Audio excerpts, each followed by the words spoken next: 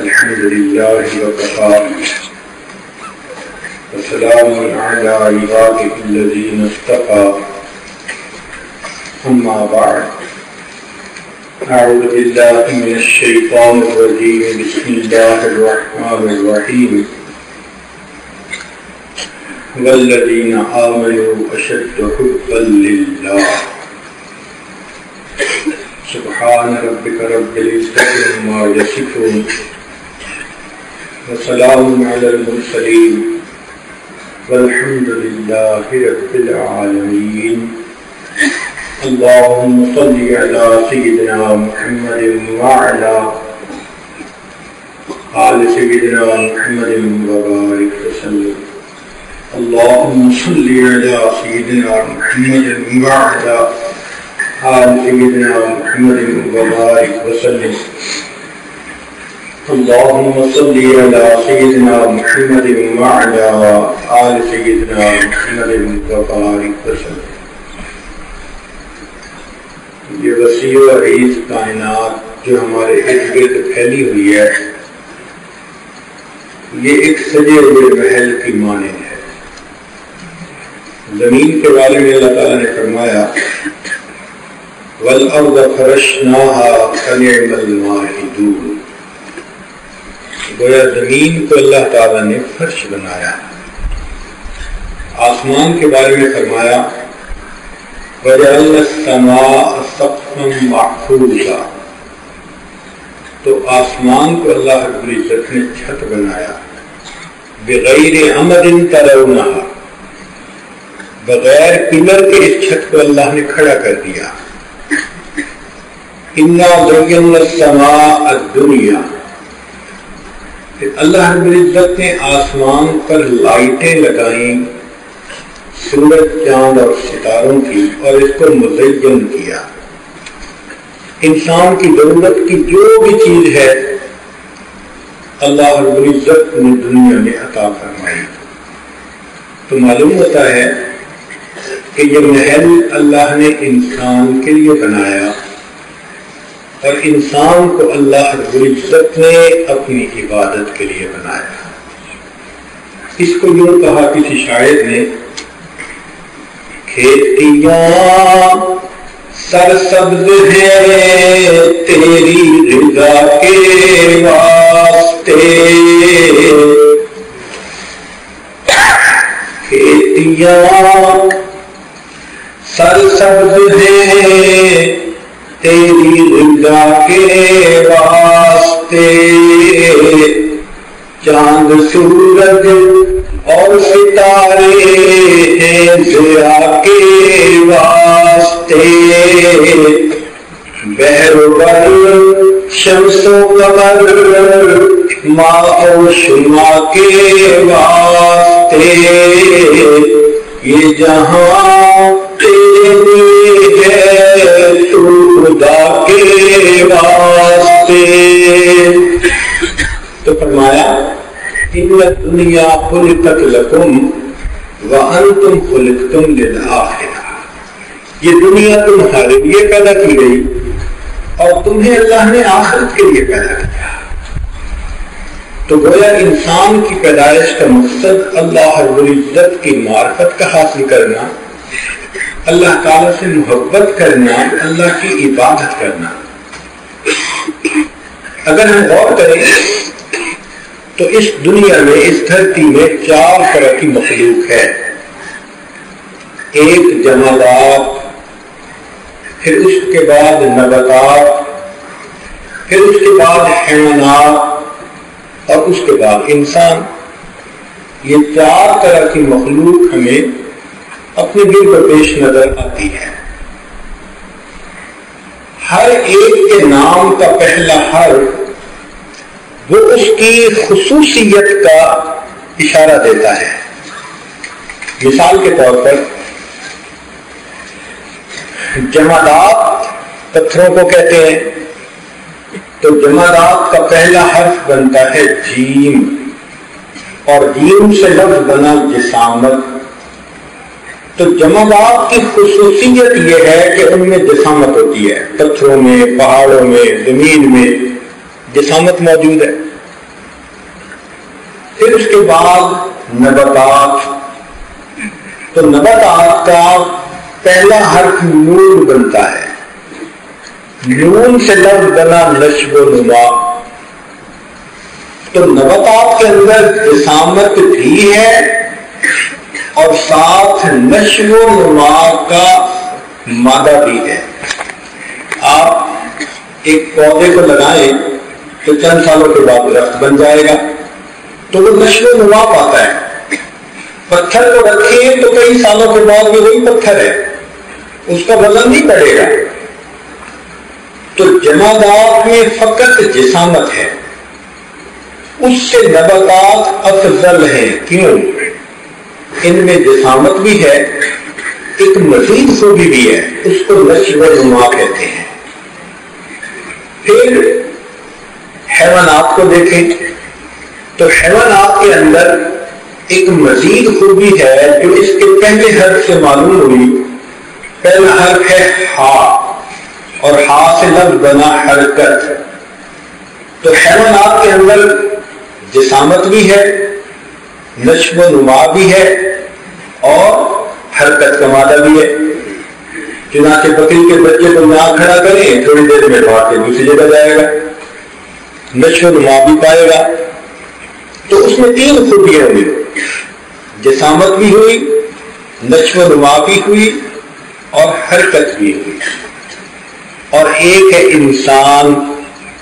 اب اس انسان کے اندر نیچے کی تین خوبیاں بھی موجود, اس کی جسامت بھی ہے, یہ نشو و نما بھی پاتا ہے, یہ حرکت بھی کرتا ہے, مگر ایک اضافی صفت ہونی چاہیے جس کی وجہ سے یہ دوسروں سے اعلیٰ, وہ اس کے پہلے حرف سے معلوم ہوگی.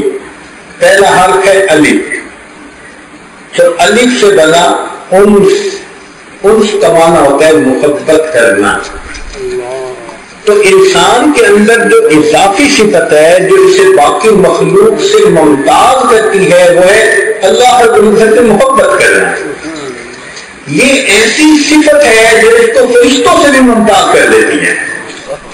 اس خاک کی مٹھی میں اللہ نے عشق کا ایسا مادہ رکھ دیا کہ اگر یہ اس سے اپنے دل کو بھر لے تو یہ اللہ کا محبوب بن جاتا ہے. تو جمادات اس کے اوپر, نباتات اس کے اوپر, حیوانات اور اس کے اوپر انسان. اب ایک اور بات ہے کہ اصول ہے اللہ تعالیٰ کا بنا ہوا ادنا اعلیٰ پہ قربان. ادنا اعلیٰ پہ قربان, جمادات نباتات پہ قربان. آپ نے زمین کے اندر اگر بیج ڈالنا ہے, آپ گہرا ہل چلائیں گے, زمین کے سینے کو چیر دیں گے, کوئی یہ نہیں کہے گا کتنا ظلم کر رہے ہیں جی, زمین پہ اتنا گہرا ہل چلا رہے ہیں. سب کہیں گے کہ مقصد عظیم ہے, یہاں کھیتی کرنی ہے, یہاں بیج ڈالنے ہیں, اس لیے زمین کو تیار کرنا ٹھیک ہے. تو جمادات نباتات پہ قربان. اب وہ جو بیج ہم نے ڈالا وہ زمین سے نیوٹریشن لیتا ہے, تو زمین کی جتنی نیوٹریشن وہ قربان ہو رہی ہے اس کے اوپر. تو جمادات نباتات کے لیے قربان, اور پھر اتنی اچھی فصل آ جاتی ہے, خوبصورت فصل کھڑی ہے, اور آپ کو اپنے گھر میں جانوروں کے لیے چارے کی ضرورت ہے تو آپ اس فصل کو کاٹ دیتے. کوئی یہ نہیں کہتا کہ جی آپ نے اتنی خوبصورت فصل کو کیوں کاٹ دیا, اس لیے کہ اس میں غذا بننا تھا, مقصد یہی تھا ادنا اعلیٰ پہ قربان. لہذا آپ وہ سبزہ لے کر اپنے جانوروں کو چارہ ڈال دیتے ہیں. اب جانوروں نے وہ چارہ کھا لیا, پھر ایک وقت آتا ہے کہ انسان کو ضرورت پڑی تو بکری کو آپ نے ذبح کر دیا, مرغے کو ذبح کر دیا. تو یہ جانور کس کے لیے قربان ہو رہے ہیں؟ انسان کے لیے, کہ مقصد ان کا تھا اپنے اعلیٰ پہ قربان. تو جمادات نباتات پہ قربان, نباتات حیوانات پہ قربان, اور حیوانات انسان کے لیے قربان اور انسان رب رحمان کے قربان. مقصد زندگی ہی یہی ہے کہ ہمارا اٹھنا بیٹھنا چلنا پھرنا ان صلاتی و نسکی و محیایا و مماتی للہ رب العالمین. صحیح معنوں میں انسان وہی جس کی زندگی اللہ رب العزت کے لیے گزر رہی ہے، اس کی ہر بات اللہ رب العزت کے حکم کے مطابق ہو. اس لیے دنیا کے فلاسفروں نے کہا انسان کے بارے میں کہ انسان الانسان حیوان ناطق، کہ انسان ایک بولنے والا جاندار ہے. لیکن کیونکہ وہ مادی علوم کے فلاسفر تھے، خود منظر کا پتہ نہیں تھا، انہوں نے انسان کی یہ ڈیفینیشن کی. اور جو ہے مولانا روم رحمت اللہ علیہ وہ ایک جگہ ایک کہ وہ اپنے رب کا عاشق ہے، اپنے رب سے محبت کرنے والا، اور یہی چیز انسان کو اشرف المخلوقات بنا دیتی ہے. چنانچہ ہر انسان کو اللہ تعالیٰ نے 2 نعمتوں سے نوازا ہے، ایک دھڑکنے والا دل اور ایک پھڑکنے والا دماغ.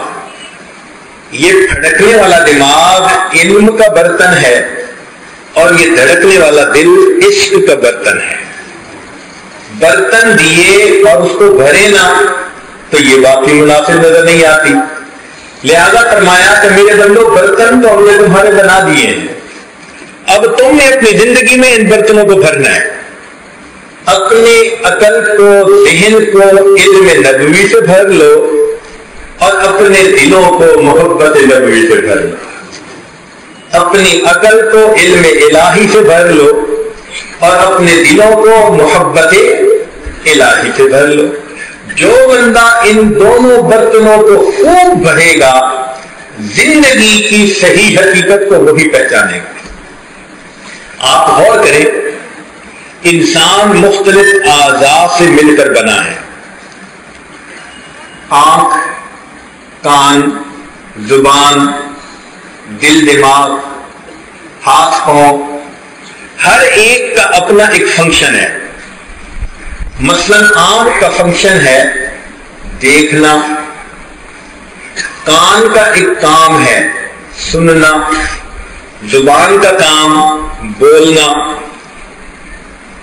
دماغ کا کام سوچنا اور دل کا کام محبت کرنا. یہ دل کا مقصد ہے. اسی لیے دنیا کا کوئی بھی انسان ہو وہ یہ نہیں کہہ سکتا کہ مجھے کسی سے محبت نہیں، لازماً محبت ہوگی. دل بحر محبت ہے، محبت یہ کرے گا. لاکھ اس کو بچا تو یہ کسی پر تو مرے گا. یہ الگ بات ہے کہ اللہ سے محبت کرے یا مخلوق سے کرے، پتھر سے ہو، خدا سے ہو یا پھر کسی سے ہو، آتا نہیں ہے چین محبت کیے بغیر. تو بندہ محبت کے بغیر رہ ہی نہیں سکتا. جس طرح کمرے کے اندر یا تو اجالا ہوگا ورنہ اندھیرا ہوگا، بالکل اسی طرح ہر انسان کے دل میں یا تو اللہ رب العزت کی محبت کا اجالا ہوگا، اور اگر نہ ہوا تو مخلوق کی محبت کا اندھیرا ضرور ہوگا. یہ نہیں کہہ سکتے کہ اس میں نہ اجالا نہ اندھیرا، کچھ بھی نہیں ہے، کچھ نہ کچھ تو ہوگا. ہاں اتنی بات ہے کہ اگر اللہ رب العزت کی محبت ہے تو یہ ایک جائز چیز ہے، اور مخلوق کی نفسانی شیطانی شہوانی محبت ہے تو یہ حرام چیز ہے. اس کی مثال ایسے کہ دودھ تو دودھ ہی ہوتا ہے، مگر بکری کا ہو گائے کا ہو تو حلال ہوتا ہے، اور اگر دودھ کتیا کا ہو تو حرام ہوتا ہے. تو اللہ رب العزت کی محبت سے دل بھرا ہوگا تو یہ محبت باعث اجر بن جائے گی، اور اگر نفسانی شیطانی محبتوں سے دل بھرا ہوگا تو یہ محبت انسان کے لیے بربادی کا سبب بن جائے گی. اب یہاں یہ مغالطہ دل میں نہ رہے کہ یہ مخلوق کی محبت، جب بھی مخلوق کی محبت کا نام لیتے ہیں تو اس سے مراد دائرہ شریعت کے علاوہ جو محبتیں ہوتی ہیں، جن محبتوں کا خود اللہ نے حکم دیا، میاں بیوی کی محبت، ماں باپ کی محبت، مسلمان بھائی کی آپس میں محبت، یہ محبتیں تو نور ہیں، یہ تو اللہ کا حکم ہے، اس لیے یہ عبادت ہے۔ جو محبتیں نفسانی خواہشات کی وجہ سے ہم کرتے ہیں اپنے نفس کے تقاضوں کو پورا کرنے کے لیے، ان محبتوں کا نام مخلوق کی محبت ہوتا ہے۔ لہذا یہ دل اللہ رب العزت کی محبت کا برتن ہے، ہم اسے اللہ تعالیٰ کی محبت سے بھر لیں۔ جو بندہ اپنے دل کو محبت الہی سے بھر لیتا ہے وہ عشق کے گھوڑے پہ سوار ہو جاتا ہے۔ اب اس کی منزل بہت آسان، راہ برسوں کی طے ہوئی پل میں عشق کا ہے بہت بڑا احسان۔ علامہ اقبال نے کہا عشق کی ایک جست نے طے کر دیا قصہ تمام، عشق کی ایک جست نے طے کر دیا قصہ تمام، اس زمین و آسمان کو بے قرار سمجھاتا میں سمجھتا تھا زمین اور آسمان کا فاصلہ بہت زیادہ، اور عشق نے ایک چھلانگ لگائی اور مجھے میرے محبوب سے واصل کر دیا۔ تو محبت دل میں پیدا کرنی پڑتی ہے، اس کے بغیر یہ محبت الہی کا سفر طے نہیں ہوتا۔ اس لیے کہا کہ لوٹ آئے جتنے فرزانے گئے، فرزانہ کہتے ہیں جو بندہ عقل کی بنیاد پہ راستہ طے کر رہا ہو اس کو فرزانہ کہتے ہیں۔ لوٹ آئے جتنے فرزانے گئے، تاب منزل صرف دیوانے گئے۔ جن کے دلوں میں محبت ہوتی ہے نا وہ منزلوں تک ہمیشہ پہنچا کرتے ہیں۔ چنانچہ عقل و دل و نگاہ کا مرشد اولی ہے عشق، عقل و دل و نگاہ کا مرشد اولی ہے عشق، عشق نہ ہو تو شرع و دین بت قدائے تصورات۔ اگر محبت الہی کو نکال لو تو پھر پیچھے کیا چند تصورات ہی رہ جاتے ہیں، اس کے سوا کیا ہے۔ اس لیے یہ ایک نعمت ہے جب بندے کو نصیب ہو جائے تو اسے دنیا میں سرداری نصیب ہو جاتی ہے۔ شاعر نے کہا ہر کے عاشق شد جمال ذات را، ہر وہ بندہ جو اللہ تعالیٰ کے جمال کا عاشق بن جاتا ہے، ہر کے عاشق شد جمال ذات را، اوست سید جملہ موجودات را، وہ تمام مخلوقات کا سردار بن جاتا ہے۔ تو ہمیں چاہیے کہ ہم اپنے دل کو محبت الہی سے بھریں۔ محبت کا یہ ایک نتیجہ ہوتا ہے کہ انسان محبوب کی خدمت بے اختیار ہو کر کرتا ہے۔ ان المحب لما یحب مطیع، محب جس سے محبت کرتا ہے اس کو مطیع ہوتا ہے۔ آپ نے گھروں میں دیکھا ہوگا بیٹا ہے چھوٹا، ماں کیسے 24 گھنٹے اس کی خدمت میں لگی ہوتی ہے، نہ اپنے سونے کی پرواہ، نہ کھانے کی پرواہ، نہ آرام کی پرواہ۔ ذرا بچے نے کچھ اشارہ کیا بانگی پھرتی ہے۔ یہ 24 گھنٹے کی ملازمہ کیوں بنی پھرتی ہے؟ محبت کی وجہ سے۔ بچے سے محبت ہے، جتنی بھی تھکی ہوئی ہوگی، بھوکی پیاسی ہوگی، اور بیٹھے گی ایک لقمہ توڑے گی کہ میں کھانا کھا لوں، اور سویا ہوا بچہ تھوڑی سی آواز کر دے گا سب چھوڑ کے چلی جائے گی۔ کس لیے؟ محبت کی وجہ سے۔ جو مرضی ہو جائے وہ بچے کا رونا برداشت نہیں کر پاتی۔ تو جب انسان کے دل میں اللہ رب العزت کی محبت آ جاتی ہے پھر اس کو نیکی کرنا، عبادت کرنا، دین میں چلنا یہ مشکل نظر نہیں آتا، وہ محبت کی وجہ سے چل رہا ہوتا ہے۔ اس کی مثال یوں سوچیے کہ ایک ماں بہت تھکی ہوئی ہے، کہتی ہے میں نے آج سارا دن صفائیاں کروائی اور گھر کو صاف کیا، کپڑے دھوئے، میں بہت تھک گئی ہوں، بس میں نے عشاء پڑھ کے سو جانا ہے۔ وہ عشاء کی نماز پڑھ رہی تھی کہ اتنے میں پردیس میں گیا ہوا جو اس کا جوان بیٹا تھا وہ اچانک سرپرائز دینے کے لیے گھر آ گیا. اب جیسے جوان بیٹی کی آواز سنی سب تھکاوٹیں ختم. اب بیٹے کے ساتھ بیٹھی ہے, کھانا کھلا بھی رہی ہے, کھا بھی رہی ہے, طبیعت پوچھ رہی ہے, حال پوچھ رہی ہے, گھنٹوں جاگ رہی ہے. بیٹی کہتی ہے امی آپ تو کہہ رہی تھی کہ میں بہت تھکی ہوئی ہوں, مجھے مت کوئی آج تنگ کرے, میں نے سونا ہے, نیند کہاں گئی؟ کہے گی بیٹی تیرے بھائی کی آواز سن کے تو نیند ہی ختم ہوگی.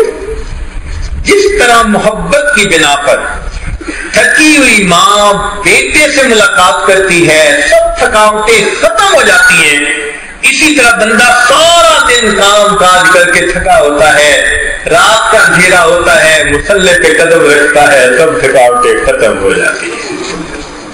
ہمارے بزرگوں کے بارے میں لکھا ہے کہ اتنی دن میں عبادت کرتے تھے کہ رات سونے کے لیے بستر پہ جاتے تھے تو تھکے ہوئے اونٹ کی طرح گھسیٹ کے پاؤں رکھا کرتے تھے.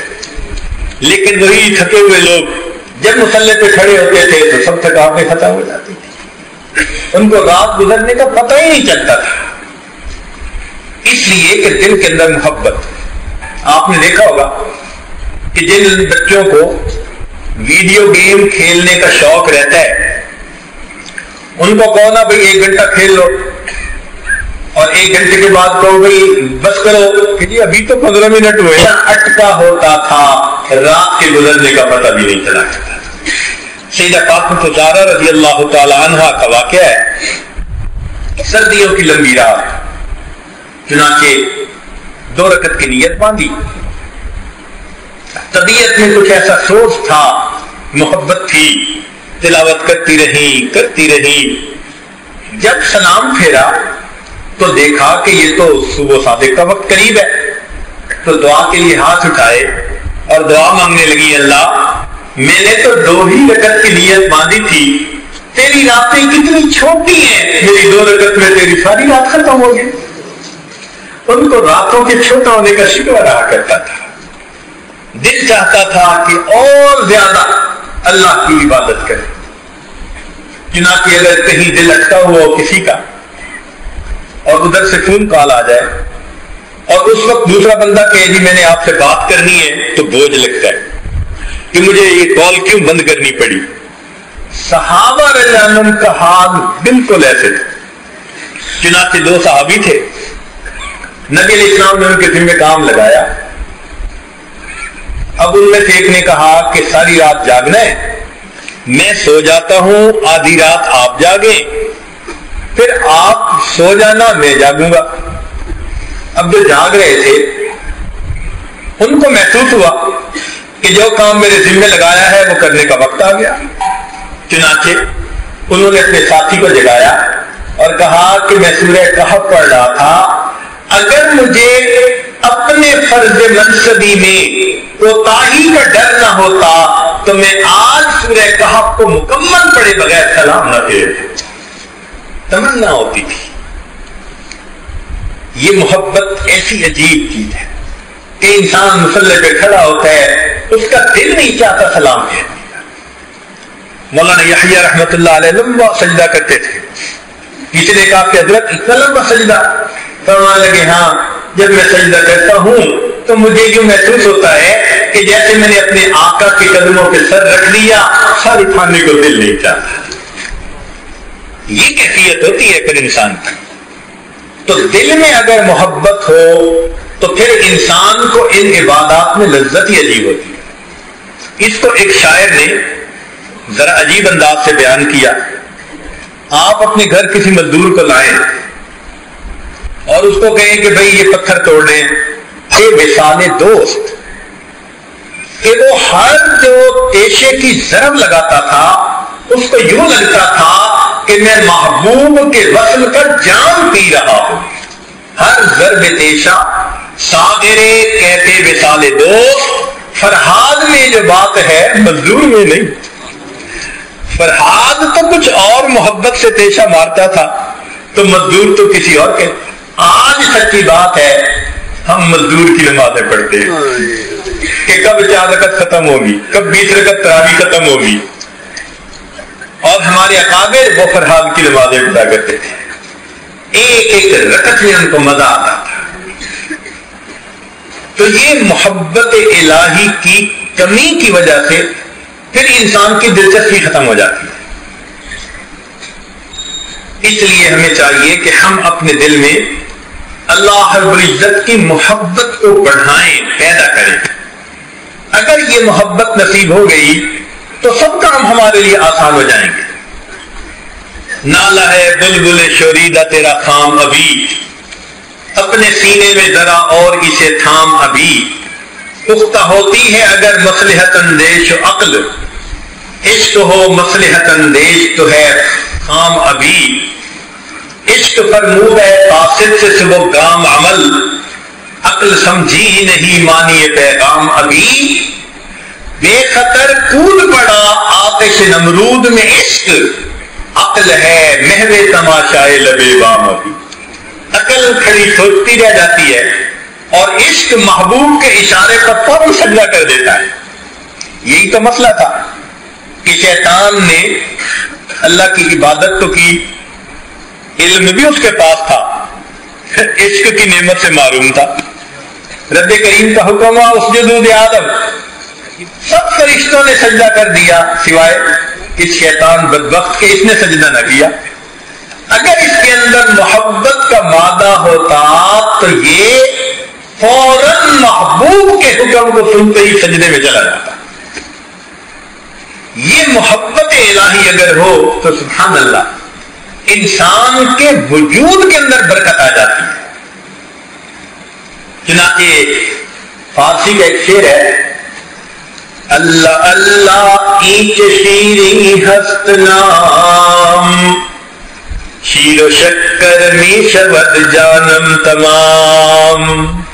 کہ جب میں اللہ اللہ کا نام لیتا ہوں تو میرے پورے جسم میں اس طرح مٹھاس آ جاتی ہے جیسے چینی کو دودھ میں ملائیں تو میٹھے دودھ کے قطرے قطرے میں مٹھاس آ جاتی ہے. اللہ رب العزت کا نام کتنا میٹھا نام ہے، کتنا لطف اور مزے کا نام ہے. اس لیے کسی عارف نے عجیب بات کہی کہ جس نے اللہ رب العزت کو پہچانا وہ اللہ سے محبت کیے بغیر رہ نہیں سکتا، اور جس نے دنیا کی حقیقت کو پہچانا وہ دنیا سے نفرت کیے بغیر رہ نہیں سکتا. تو ہم اللہ رب العزت کی محبت اپنے دل میں پیدا کریں. یہ محبت دائمی اور پائیدار چیز ہے. اس محبت کا حال سنیے کہ دنیا میں جتنی محبتیں کرنے والے اور لوگ ہیں ایک دن ان میں جدائی ہونی ہے، ایک دن ان میں جدائی. جبریل علیہ السلام حاضر خدمت ہوئے، اے اللہ کے حبیب صلی اللہ علیہ وسلم عش ما شئت فإنک میت، جتنا آپ چاہیں دنیا میں زندہ رہیں ایک دن آپ کو پردہ فرمانا ہے. وَأَحْبِبْ مَنْ شِئْتَ فَإِنَّكَ مَفَارِقُ، جس سے چاہے محبت کریں ایک دن جدا ہونا ہے. دنیا میں جتنی بھی محبتیں ہیں انجام جدائی. حتیٰ کہ میاں بیوی کی محبت جتنی سچی جتنی پکی ہو بالآخر موت جدائی کر دیتی ہے، ایک دوسرے سے جدا. تو دنیا کی محبتوں کا انجام بالآخر جدائی. لہذا جو مخلوق سے محبت کرے گا ایک نہ ایک دن مخلوق سے جدا کر دیا جائے گا. جو اللہ سے محبت کرے گا ایک نہ ایک دن اللہ سے ملا دیا جائے گا. تو انسان محبت کرے تو اللہ رب العزت سے کرے، پھر اللہ کی نسبت سے مخلوق سے محبت کرے. مخلوق سے جو محبتیں ہوں وہ نفس کی وجہ سے نہ ہو، وہ اللہ کی رضا کے لیے ہو. تو محبت تو اصل اللہ کی ہوئی نا. اس محبت کو دل میں پیدا کر لے، پھر دیکھیے کہ اس محبت کا انسان کی زندگی پہ کیا اثر پڑتا ہے. یہ محبت انسان کو صحیح معنوں میں انسان بنا دیتی ہے، ایک زندگی میں جذبہ بیدار کر دیتی ہے، موٹیویٹڈ پرسنالٹی بنا دیتی ہے. وہ تھکنا نہیں جانتا. چنانچہ ہرن کی ایک قسم ہے، اس کو ناپا کہتے ہیں. سال میں ایک ایسا پیریڈ آتا ہے کہ جب اس کی ناک کے اندر مشک پیدا ہوتا ہے، یہ جو مشک کی خوشبو ہے نا، یہ اس جانور کی ناک کے اندر اللہ بناتے ہیں. یہ ہرن کی ایک خاص قسم ہے. ہم نے ایک مرتبہ سعودی عرب میں چاہا کہ بھئی ہم معلوم کریں بات سچی ہے یا نہیں، تو ہم ایک دکان پر گئے جو مشک کا کاروبار کرتے تھے. ہم نے کہا بھئی ہم نے ایک بات سنی ہوئی ہے. انہوں نے وہ ناپ نکال کے سامنے رکھ دی. کہنے لگے کہ ہمارے پاس یہ را میٹیریل کس طرح سے آتا ہے، اور واقعی اس کی ناپ کے اندر مشک کی خوشبو تھی عجیب. ہمارے حضرت رحمت اللہ علیہ فرمایا کرتے تھے کہ جس وقت وہ خوشبو اس ہرن کی ناف میں پیدا ہوتی ہے نا، وہ اس کے اوپر ایک مستی کا وقت ہوتا ہے. وہ خوشبو کو سونگتا ہے تو جیسے ہپنوٹائز ہو جاتا ہے. نہ اس کو کھانے کی پرواہ، نہ اس کو پینے کی پرواہ، نہ اس کو سونا یاد. چھلانگیں لگاتا ہے، دوڑتا ہے، بھاگتا ہے. عجیب مستی کی کیفیت ہوتی ہے. واقعی اسی طرح جن اللہ والوں کے دلوں میں اللہ رب العزت کی محبت کا مشک بھرا ہوتا ہے، پھر ان اللہ والوں کو کھانے پینے کی پرواہ نہیں رہتی. ان کی نظر میں دن اور رات برابر ہو جاتے ہیں. وہ سارا دن اللہ کی عبادت میں گزارتے ہیں اور ان کی راتیں ان کے دنوں کی مانے دعا کرتی ہیں. 70 سال کی عمر تھی. کرب رحمت اللہ علیہ ایک بزرگ گزرے ہیں. 70 سال کی عمر میں 70 مرتبہ طواف روزانہ کیا کرتے تھے. بیت اللہ کا طواف 70 مرتبہ روزانہ. 70 طواف کا مطلب ایک طواف کے 7 چکر تو کتنے بن گئے؟ 490 چکر لگانے. علماء نے لکھا ہے قریب قریب لگاؤ تو بھی 12 کلومیٹر کا سفر بنتا ہے. پھر ہر طواف کی 2 رکعت واجب الطواف، تو 70 ضرب 2 140 رکعت. اب 140 رکعت نفل پڑھنا، ذرا اندازہ لگائیے. اگر کبھی رمضان کی کسی رات ہم ہمت بھی کریں نا تو مشکل سے 10 رکعت پڑھنے لگتے ہیں تو گھٹنے جواب دینے لگ جاتے ہیں، کمر میں درد ہونی لگ جاتی ہے. میں اپنے دوستوں سے کہا کرتا ہوں کہ 10 رکعت کے بعد پھر رکوع سے اٹھتے ہوئے سمے اللہ کی بجائے کوئی اللہ نکل رہی ہوتی ہے. تو 10 رکعت پڑھ کے ہمارا یہ حال. وہ بزرگ 140 رکعت نوافل طواف کے پڑھتے تھے، باقی سارے دن کی عبادت اس کے علاوہ تھی. 70 سال کی عمر میں اتنی عبادت کیسے کر لیتے؟ ہم نے زندگی میں ایسے بزرگوں کو دیکھا ہے جن کا معمول تھا کہ وہ ایک قرآن مجید روزانہ پڑھا کرتے تھے. مجھے اپنی زندگی میں 2 اساتذہ ایسے ملے ہیں الحمدللہ. ہم ان کو دیکھتے تھے ہر وقت قرآن ان کی زبان پہ، بس ان کے ہونٹ حرکت کر رہے ہوتے تھے اور کسی ٹینشن کے بغیر، کسی اظہار کے بغیر بڑے پرسکون طریقے سے وہ گھر کے کام بھی کرتے تھے. وہ شاگردوں کو پڑھاتے بھی تھے، کھاتے بھی تھے، پیتے بھی تھے، مگر اس کے بعد ہر وقت ان کی زبان پہ قرآن. صبح کے وقت شروع کرتے تھے، عصر کی نماز کے وقت روزانہ ان کا قرآن مجید مکمل ہو جاتا تھا. آج کے دور میں کسی سے پوچھیں کہ جی آپ کتنا کلمہ کا ذکر کرتے ہیں، کوئی کہے گا جی 200 مرتبہ، 500 مرتبہ، 1000 مرتبہ. کوئی کہے تو بڑی چھلانگ لگائی. آج کے دور میں ایسے بھی لوگ ہیں جو اپنے احوال لکھتے ہیں تو پتہ چلتا ہے 40,000 مرتبہ کلمے کا روزانہ ذکر کرتے ہیں. ایسے نوجوان ہیں رمضان المبارک کے 30 دنوں میں 30 مرتبہ قرآن مجید مکمل کرتے ہیں. ان نوجوانوں میں یہ جذبہ کیسے آ جاتا ہے؟ اصل میں یہ محبت الہی ہے جو ان کو برانگیختہ کر دیتی ہے اور پھر ان کو تھکن یاد ہی نہیں ہوتی. پھر وہ اللہ کی عبادت میں ہر وقت لگے ہوئے ہوتے. رابعہ بصریہ اللہ کی نیک بندی، ان کے بارے میں آتا ہے کہ ایک شخص فجر کی نماز پڑھ کے، اشراق پڑھ کے ان کو ملنے کے لیے گیا. دیکھا کہ وہ چاش کی نماز پڑھ رہی ہیں. کہنے لگا اچھا فارغ ہوں گی تو تب. پھر انہوں نے زور کی نماز شروع کر دی. اچھا بھئی فارغ ہوں گی تو پھر صحیح.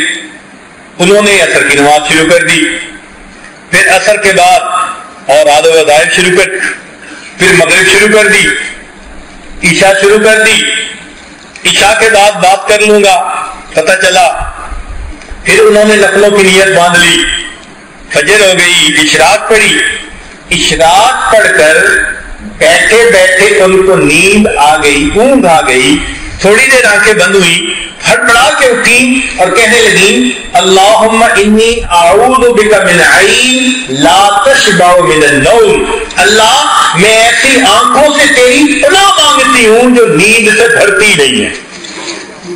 بیٹھے بیٹھے اونگ آ گئی اور اس پر اللہ کی پناہ مانگتی ہوں۔ یہ اللہ والوں کا حال ہوتا ہے، کیوں؟ ان کے دل میں محبت ہوتی ہے، وہ محبت ان کو پھر پیچھے نہیں رہنے دیتی۔ اسی لیے جس طرح ایک آدمی کا نکاح ہو، شادی ہو، تو وہ رات کا منتظر ہوتا ہے کہ میں کب اپنے گھر والوں سے ملاقات کروں گا، جس طرح دلہا دلہن سے ملاقات کے لیے رات کے اندھیرے کا منتظر رہتا ہے، اللہ والے اپنے اللہ کی عبادت کے لیے رات کے اندھیرے کے منتظر ہوا کرتے ہیں۔ اس محبت کو اپنے اندر پیدا کرنے کی ضرورت ہے، چنانچہ جو مخلوق کی نفسانی محبتیں ہیں ان سے انسان کے دل میں ظلمت آتی ہے، اللہ رب العزت کی محبت سے انسان کے دل میں نور آتا ہے، مخلوق کی محبت سے چہروں پہ گلانی آتی ہے، اللہ کی محبت سے چہروں پہ تازگی آتی ہے، مخلوق کی محبت سے دلوں میں بے چینی آتی ہے،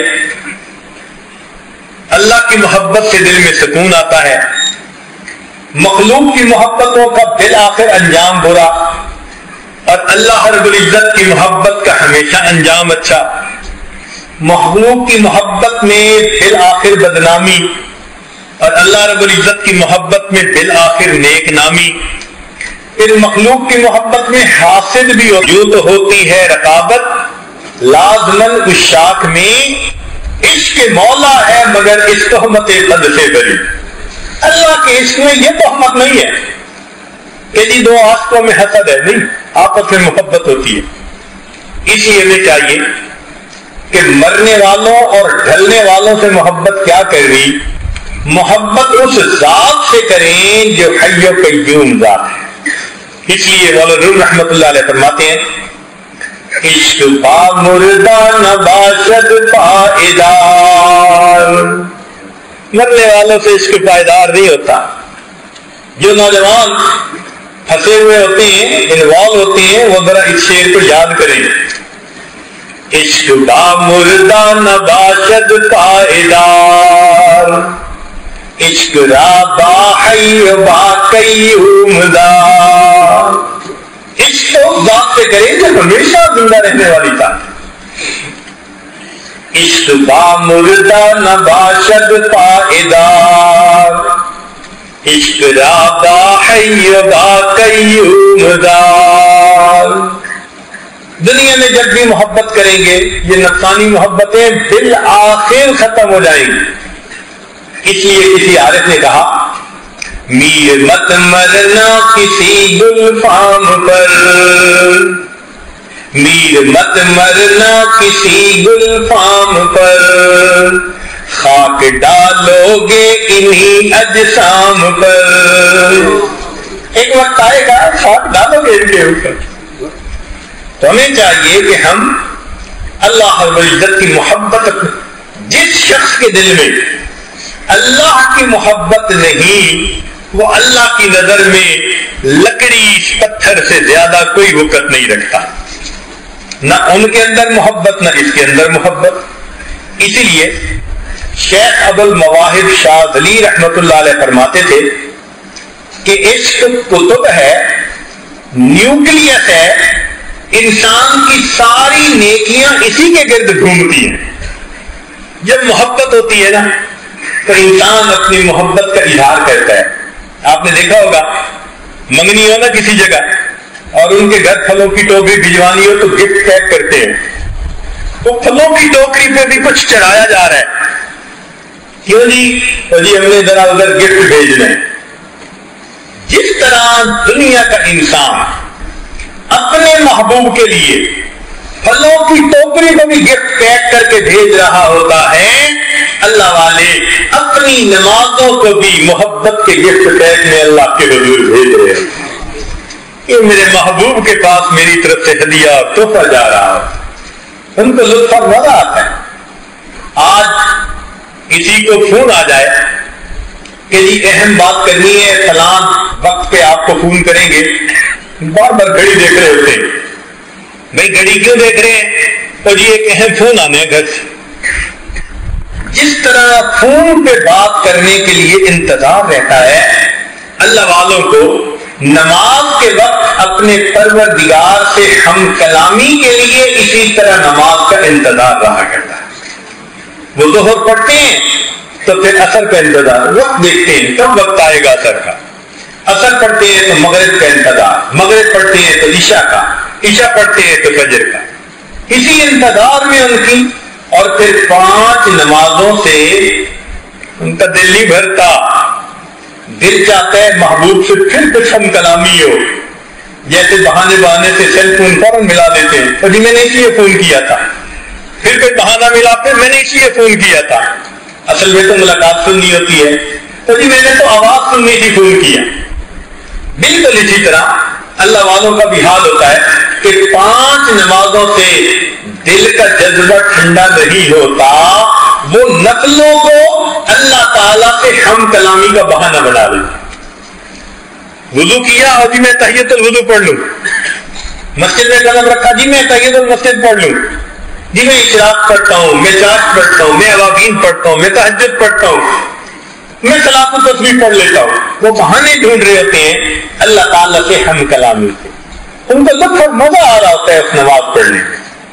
لیکن ایک نابالغ بچہ جس طرح بلوغ کی لذتوں سے واقف نہیں، وہ حیران ہوگا اگر اس کو کوئی کہے کہ مجھے گھر جانے کا کتنا انتظار ہے. بالکل اسی طرح ہم روحانی طور پر ابھی نابالغ ہیں، ہمیں ان بلوغ کی لذتوں کا بھی پتہ نہیں چلتا کہ یہ کیسے ہوتا ہے.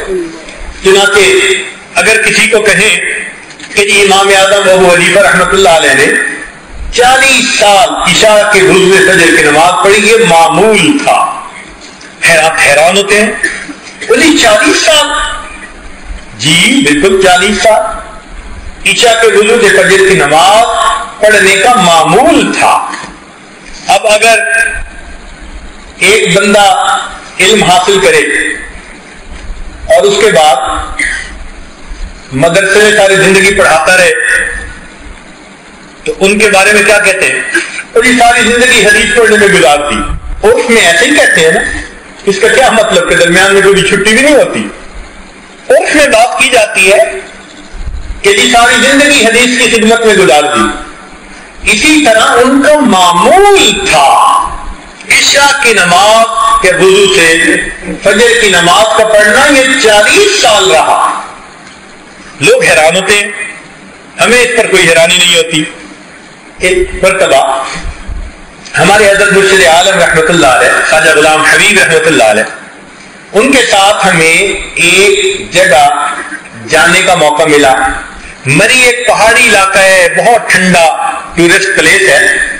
رمضان المبارک میں وہاں پر ایک رات ایسی ہوتی ہے کہ وہ مختلف قراء کو بلاتے ہیں پورے ملک سے، اور وہ قراء آ کے تراویح جو ہے وہ پڑھاتے ہیں 2 رکعت، اور وہ چنے ہوئے قراء ہوتے ہیں. اس جگہ کی ایک عجیب خوبی کہ اس وقت تقریباً 42 سال اس جگہ پر قراء کو تراویح پڑھاتے گزر گئے، آج تک اس مصلے پر کسی کو متشابہ نہیں لگا.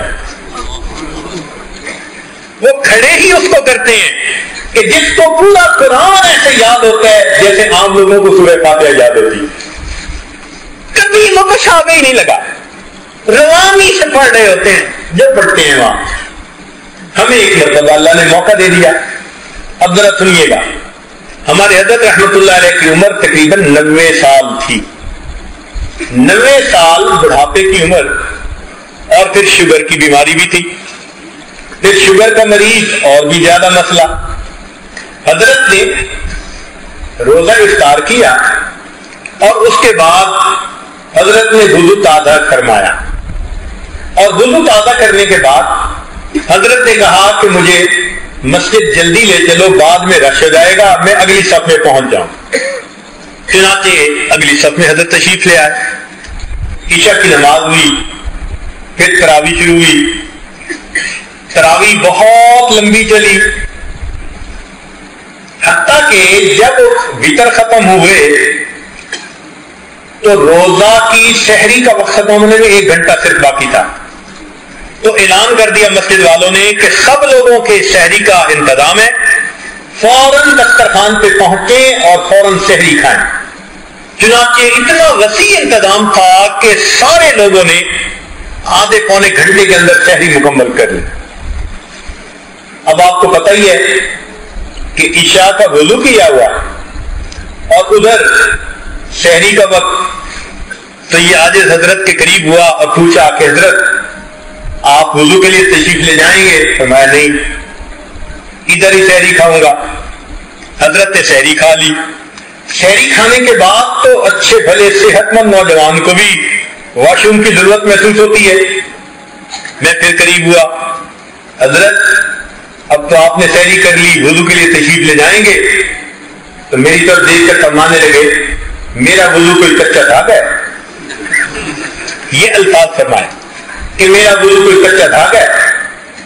سوچیے ذرا، مغرب کے بعد وضو کیا ہے، رات گزر گئی اور پھر صبح سحری بھی کر لی اور سحری کے بعد یہ فرمایا۔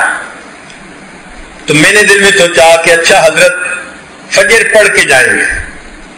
حضرت نے فجر کی نماز کا سلام پھیرا تو حضرت منبر پر آ کر بیٹھ گئے اور فرمانے لگے قراء حضرات کو کہ ساری رات تم نے مجھے قرآن سنایا، اب میں تمہیں قرآن سناؤں گا۔ ہمارے حضرت تو قرآن کے عاشق تھے اور ان کا قرآن مجید کا درس معروف درس تھا۔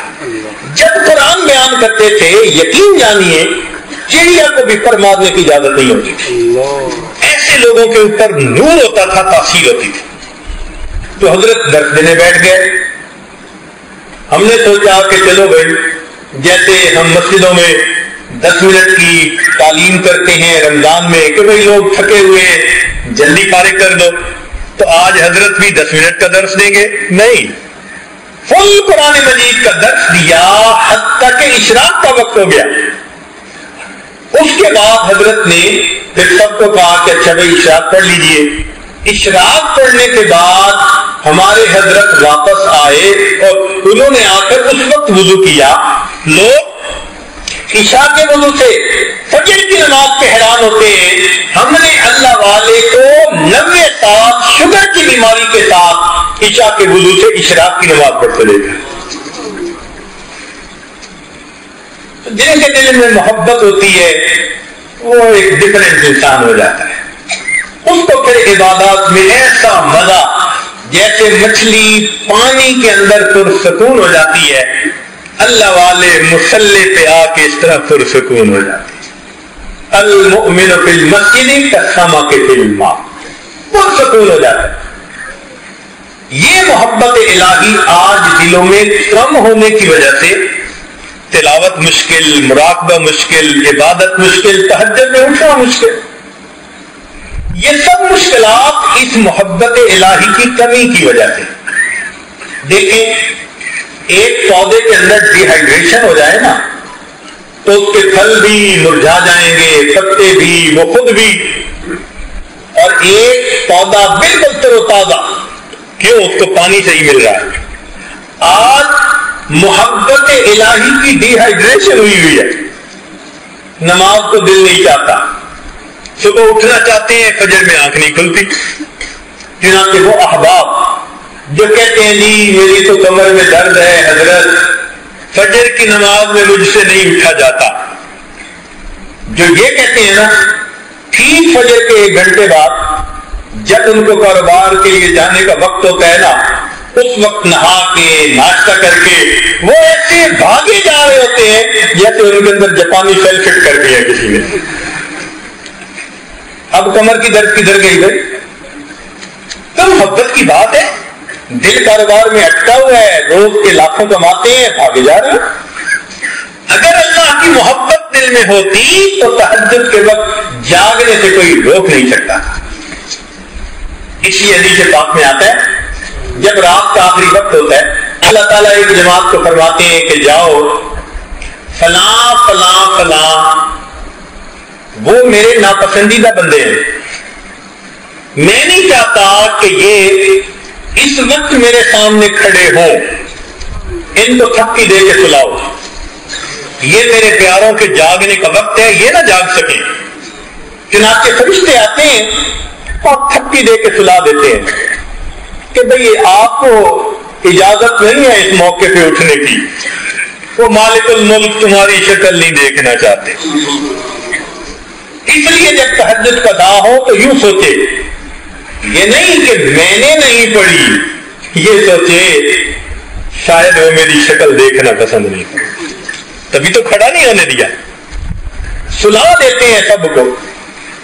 پھر دوسری جماعت فرشتوں کی فرمایا کہ جاؤ فلاں فلاں میرے بڑے مقبول محبوب بندے ہیں, محبت کرنے والے, ان کو جگاؤ تاکہ وہ اٹھیں, میرے سامنے سجدے کریں, ہاتھ اٹھائیں, میں ان کی مرادوں کو پورا کر دوں. ان کو فرشتے جگا دیتے ہیں, تھکے ہوئے ہوتے ہیں, تہجد کے وقت یہ آنکھ کھل جاتی ہے, ان کے اندر کوئی الارم فٹ ہوتا ہے, وہ فرشتے جگا دیتے ہیں, تہجد پڑھ لیتے ہیں. اور پھر تیسری جماعت کے بارے میں حدیث پاک پہ فرمایا کہ وہ اللہ کے مقرب بندے ہوتے ہیں, بیماریاں والے, بڑھاپے والے, اللہ کے مقبول بندے, زندگی انہوں نے دین کی دعوت میں, عبادت میں گزار دی ہوتی ہے. اللہ فرماتے ہیں اچھا یہ میرا بندہ عبادت کرتے کرتے اب اس بڑھاپے کی عمر کو پہنچ گیا, فرشتوں جاؤ جا کر ان کی کروٹ بدل دو, یہ چاہیں گے تو لیٹے رہیں گے, چاہیں گے تو جاگ جائیں گے, میں ان کے جاگنے پہ بھی راضی, میں ان کے سونے پہ بھی راضی.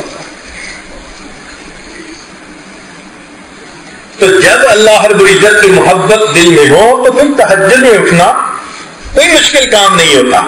اس لیے شیخ ابو المواہب شاذلی رحمۃ اللہ علیہ فرماتے ہیں کہ عشق قطب ہے, یعنی اللہ رب العزت کی محبت یہ نیوکلیس ہے, اور اس کے گرد سب عبادتیں گھومتی ہیں. جتنی یہ محبت مضبوط ہوگی ہر چیز اپنی اپنی جگہ پہ کام کرتی رہے گی.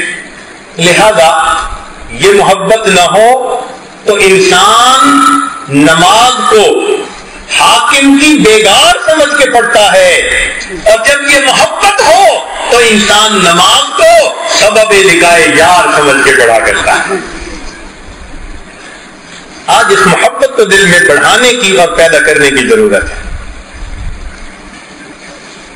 اسی حضرت مجذوب رحمۃ اللہ علیہ نے عجیب شعر فرمایا, بندگی سے ہمیں تو مطلب ہے, بندگی سے ہمیں تو مطلب ہے, ہم ثواب و عذاب کیا جانے.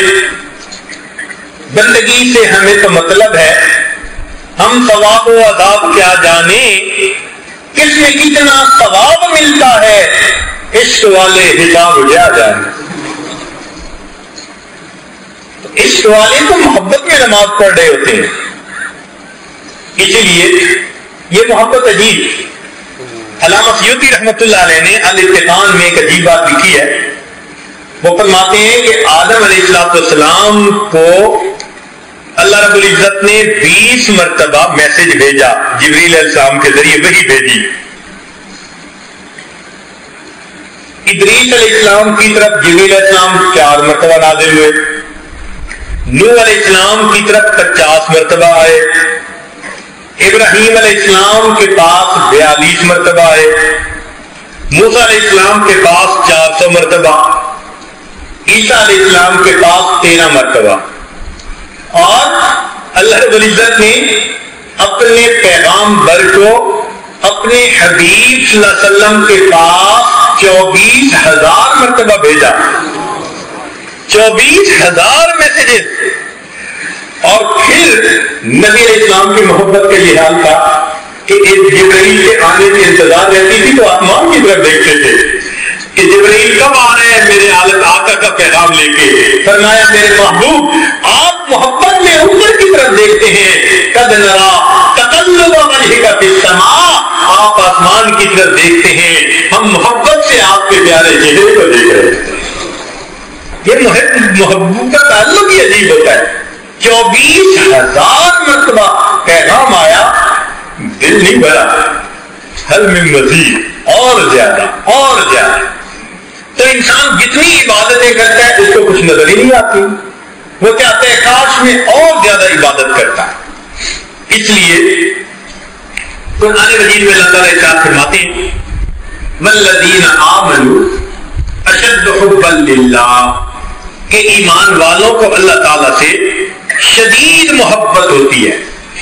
اب یہاں حکم نہیں دیا گیا، امر کا صیغہ کہیں نظر نہیں آتا کہ اللہ تعالیٰ نے حکم دیا ایمان والوں مجھ سے محبت کرو.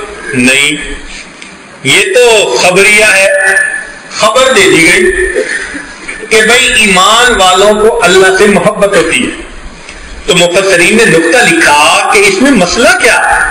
تو انہوں نے نقطہ یہ لکھا کہ دیکھو جو حسین ہوتے ہیں نا وہ کسی کو کہتے نہیں ہیں کہ ہم سے محبت کرو، وہ اتنا کہتے ہیں کہ پتہ ہونا چاہیے کسی کو کہ ہم کتنے حسین ہیں، وہ ہم سے محبت کیے بغیر رہ ہی نہیں سکتا. یہی بات اللہ نے فرمائی والذین آمنوا، وہ لوگ جو ایمان لے آئے جن کو ہمارے حسن و جمال کا پتہ چل گیا، اشد حبا للہ، ہم سے محبت کیے بغیر رہ ہی نہیں سکتے. اللہ رب العزت سے محبت انسان کی زندگی کو سنوار دیتی ہے. چنانچہ دنیا کی آگ جہنم کی آگ سے ڈرتی ہے، 70 مرتبہ ڈرتی ہے. اور جہنم کی آگ عشق کی آگ سے ڈرتی ہے.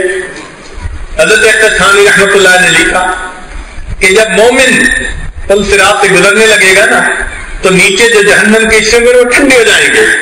تو کہے گی اسرے یا مومن، مومن جلدی چل، تیرے دل کی محبت کی آگ نے میری جہنم کی آگ کو بجھا ڈالا.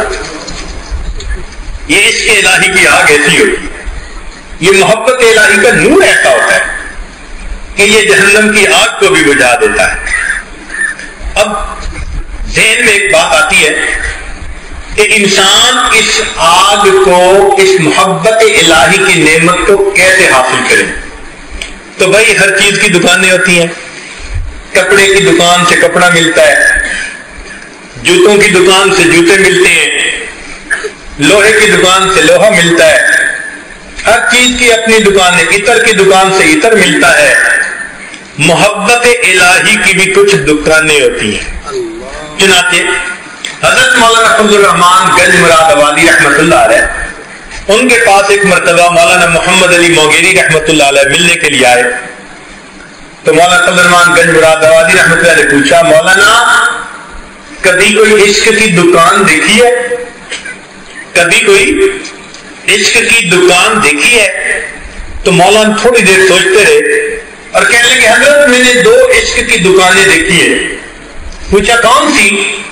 کہنے لگے ایک شاہ غلام علی دہلوی رحمت اللہ علیہ کی اور دوسری شاہ آفاق رحمت اللہ علیہ کی. یہ دونوں اس زمانے میں اللہ کے بڑے اولیاء الشاق میں سے تھے، ہمارے سلسلہ کے بزرگ تھے، تو ان کی جگہ کا نام لیا. حضرت وہ عشق کی دکانیں ان کو میں نے دیکھا ہے. جہاں کوئی صاحب نسبت بزرگ ہوتا ہے وہ جگہ عشق کی دکان بن جاتی. آتے ہیں عشق کی تلاش میں اور اپنی اپنی پڑیاں لے کے جا رہے ہوتے ہیں، کسی کو چھوٹی پڑی کسی کو بڑی، اپنی طلب کے مطابق ملتی ہر ایک کو ہے. جیسے مقناطیس کے قریب لوہا آ جائے اس میں مقناطیسیت آ جاتی ہے. اللہ والوں کا بھی یہی یاد کہ ان کی صحبت میں آ کے جو انسان تھوڑا وقت بھی گزار لیتا ہے اللہ اس کے دل میں محبت الہی کی مقناطیسیت تازی ہے. تڑپ جاتا ہے وہ بندہ جس پر فرض نمازیں 5 پڑھنی مشکل ہوتی ہے، وہ چند دنوں کے اندر تہجد کا پابند بن جایا کرتا ہے. وہ متبع سنت نظر آتا ہے، اصل میں اس کے اندر مقناطیسیت آ جاتی ہے اللہ رب العزت کی محبت کی.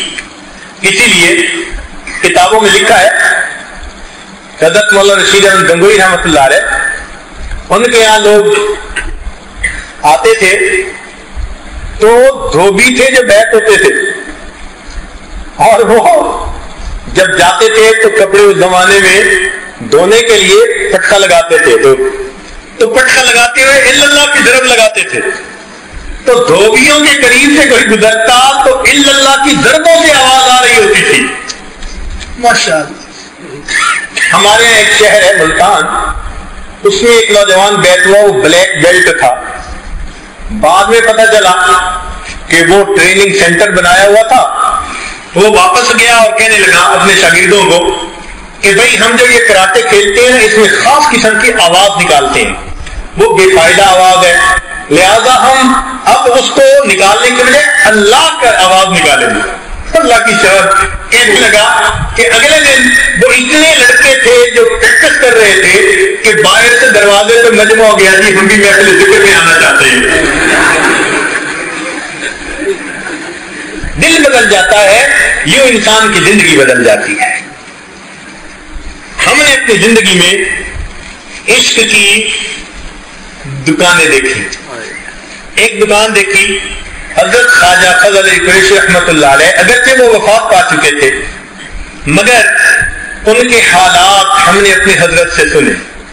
دیہاتی علاقہ، کھانے کو بھی کچھ نہیں ہوتا تھا، وہاں دسترخوان بچھانے کے لیے نہیں ہوتا تھا، حضرت لائن میں بٹھا دیتے تھے بچوں کو، جو لوگ آتے تھے، اور ان کو کہتے تھے کہ سنت کے مطابق بیٹھ جاؤ، اور ان کی ران کے اوپر روٹی رکھ دیتے تھے، اور کوئی جگہ ہی نہیں تھی، اور گڑ کی ڈلی دے دیتے تھے، گڑ کے ساتھ خشک روٹی، یہ وہاں روز کا کھانا ہوتا تھا، صبح و شام خشک روٹی گڑ کے ساتھ، یہی کچھ دے سکتے تھے، اور کئی دن گڑ بھی نہیں ہوتا تھا۔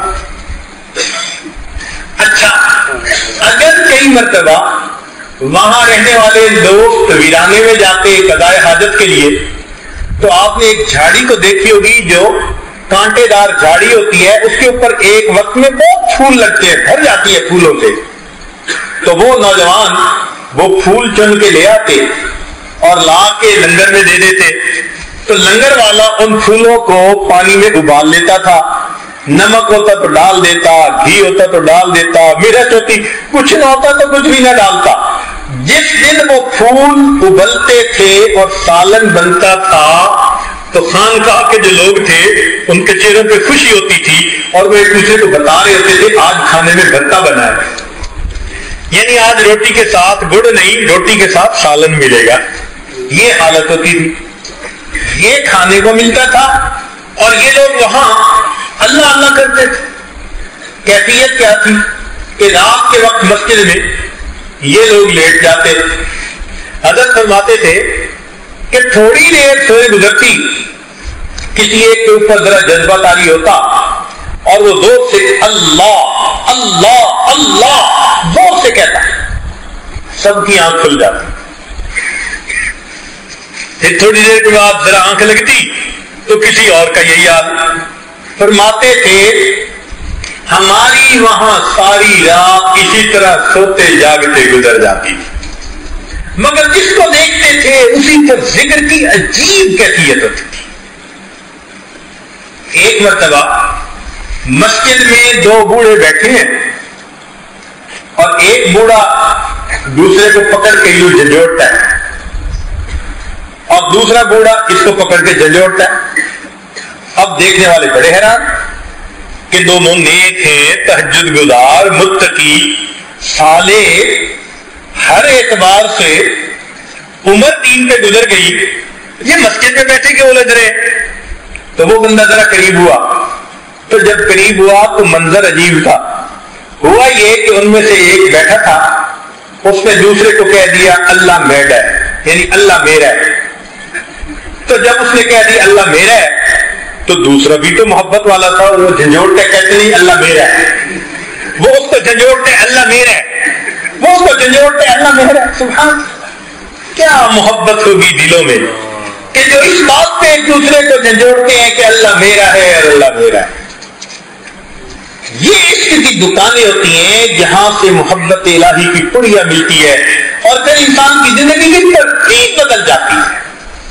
پھر انسان کا اٹھنا بیٹھنا چلنا پھرنا سونا جاگنا سب کا سب اللہ رب العزت کے لیے ہو جاتا ہے. یہ اللہ رب العزت کی محبت عجیب نعمت ہے. چنانچہ حضرت گنگوہی رحمۃ اللہ علیہ نے یہ بات لکھی ہے کہ جس بندے کی زبان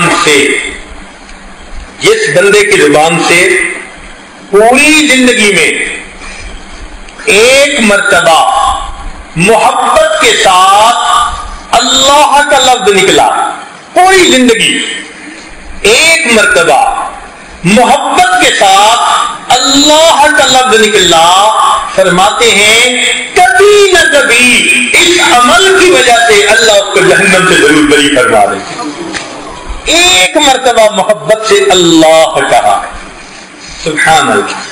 اور یہ بات تو سچی ہے کہ جو بندہ دنیا میں اللہ سے محبت کرنے کی کوشش میں لگا رہے گا، کیا اللہ کی رحمت سے یہ توقع کی جا سکتی ہے کہ وہ قیامت کے دن اس کو دشمنوں کی قطار میں کھڑا فرما دے؟ یہ کیسے ہو سکتا ہے؟ اس لیے زندگی میں یہ کوشش کیجیے کہ ہم اللہ کی محبت کو دل میں بھریں اور جو پوری زندگی ہے اللہ کے دین کے لیے گزاریں. اسی میں پوری زندگی آباد ہے. عشق خوشتا دائما اے دوائے جملہ علت ہائے ماں، اے دوائے نخوت و ناموس ماں، اے کہ افلاطون و جالی میں سے ماں. عشق الہی کی آگ دل میں آتی ہے، تمام باطنی بیماریوں کو دل سے نکال دیتی ہے. شہوت، غصہ، کینہ، حسد، تکبر، عجب، یہ جتنی بیماریاں ہیں آٹومیٹکلی سب کا علاج ہو جاتا ہے. دل محبت الہی سے جب بھر جاتا ہے انسان صحیح معنوں میں انسان بن جاتا ہے. یہ محبت پھر انسان کو اللہ رب العزت کے قریب، پھر انسان بنا سوار کے ایک کام کر رہا ہو. سیدہ صدیقہ رضی اللہ تعالیٰ عنہ کچھ درم دھو رہی تھی. نبی علیہ السلام نے پوچھا، عائشہ حمیرہ یہ کیا کر رہی ہو؟ اے اللہ کے حبیب صلی اللہ علیہ وسلم، میں نے یہ صدقہ کے دینے اللہ کے راستے میں، تو میں ان کو دھو رہی ہوں، صاف کر رہی ہوں. پوچھا حمیرہ کیوں؟ اے اللہ کے حبیب صلی اللہ علیہ وسلم، میں نے آپ کی مبارک زبان سے سنا کہ جب دینے والا اللہ کے راستے میں مال دیتا ہے تو وہ مال سائل کے ہاتھ میں پہنچنے سے پہلے اللہ کے ہاتھوں میں پہنچتا ہے. جب سے میں نے یہ سنا میں اپنے پیسوں کو دھو کے صدقہ دیتی ہوں، میرے مالک کے ہاتھوں میں صاف ستھرا مال پہنچتا. محبت ہے نا، عجیب محبت، کیفیت عجیب ہوتی ہے بندے. تو بنا سوار کے انسان اعمال کو کرتا ہے تاکہ مالک کو پسند آ جائے.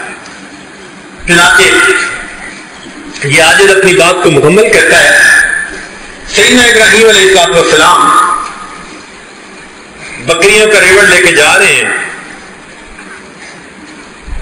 قریب سے ایک شخص گزرا اور اس سے گزرتے ہوئے یہ الفاظ کہے، سبحان ذی الملک والملکوت، سبحان ذی العزت والعظمت والہیبت والقدرت والکبریاء والجبروت.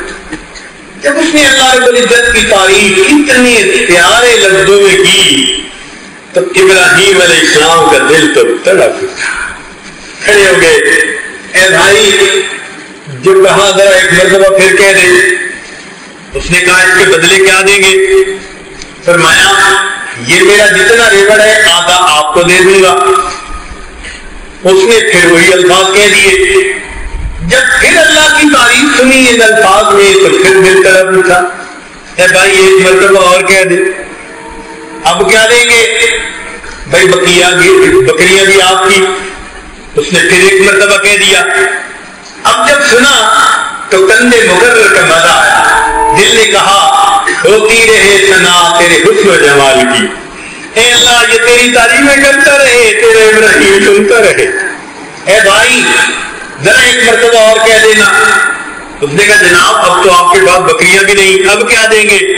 فرمانے لگے اچھا تجھے بکریاں چرانے کے لیے کسی کی ضرورت ہوگی، میں تیری بکریاں چرا دیا کروں گا، تو یہ الفاظ مجھے اور سنا۔ اس نے کہا ابراہیم خلیل اللہ مبارک ہو، میں تو اللہ رب العزت کا فرشتہ ہوں، میرے مالک نے بھیجا، جاؤ ابراہیم کے سامنے میرا نام لو اور دیکھو میرے نام کے کیا نام لگاتا۔ ان کے دل میں محبت ہوتی ہے تو اللہ کے نام پہ ایسے قربان ہو جائے گا، مال دولت اللہ کے نام پہ قربان کر دیتی ہے۔ مالک ابن دینار رحمۃ اللہ علیہ فرماتے ہیں میں اپنے گھر سے باہر نکلا، گرمی کا موسم، اتنی سخت گرمی تھی کہ لوگ بھی گھروں میں، جانور بھی درختوں کے سائے کے نیچے، پرندے بھی اپنے گھونسلوں میں، باہر سورج آگ برسا رہا تھا۔ مجھے ضروری کام تھا تو مجھے نکلنا پڑا۔ میں جب گلی میں نکلا تو میں نے دیکھا کہ ایک اپاہج بندہ ہے، ٹانگوں سے معذور ہے، اور وہ زمین کے اوپر اپنے ہاتھوں سے گھسٹتا آ رہا ہے۔ کہہ رہے جب میں نے قریب جا کے دیکھا تو پورا پسینے میں نہایا ہوا، اور اس کی سکن جو تھی نا وہ ریڈ ہو چکی تھی، جیسے سورج نے جلا دی اس کے سکن، اور وہ آگے آگے بڑھ رہا ہے۔ میں نے سلام کیا، میں نے پوچھا کہ نوجوان اس گرمی میں تو کہاں جا رہا ہے؟ اس نے کہا میں نے حج کا ارادہ کیا ہے، اللہ کے گھر کی طرف جا رہا ہوں، اس لیے سفر میں ہوں۔ میں نے کہا کہ تھوڑی دیر میرے ہاں آرام کر لو۔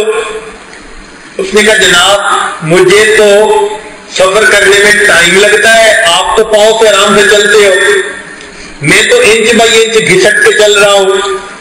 مجھے ڈر ہے کہ ایسا نہ ہو کہ میں راستے میں رہ جاؤں اور ایام حج آ جائے، میری حد نکل جائے، تو میں رکوں گا نہیں۔ فرماتے ہیں کہ میں نے اسے ایک سجیشن دی، میں نے کہا کہ میرے گھر میں آرام کر لو، میں سواری کا بندوبست کر دیتا ہوں، تم شام کو سوار ہو کے اپنا سفر سہولت سے طے کر لو۔ کہنے لگے جب میں نے یہ الفاظ کہے تو اس نوجوان نے میری طرف دیکھا، کہنے لگا مالک ابن دینار میں تو تمہیں بہت عقل مند سمجھتا تھا، تم نے بات کیسی کی؟ میں حیران کیا ہوئی غلطی مجھ سے؟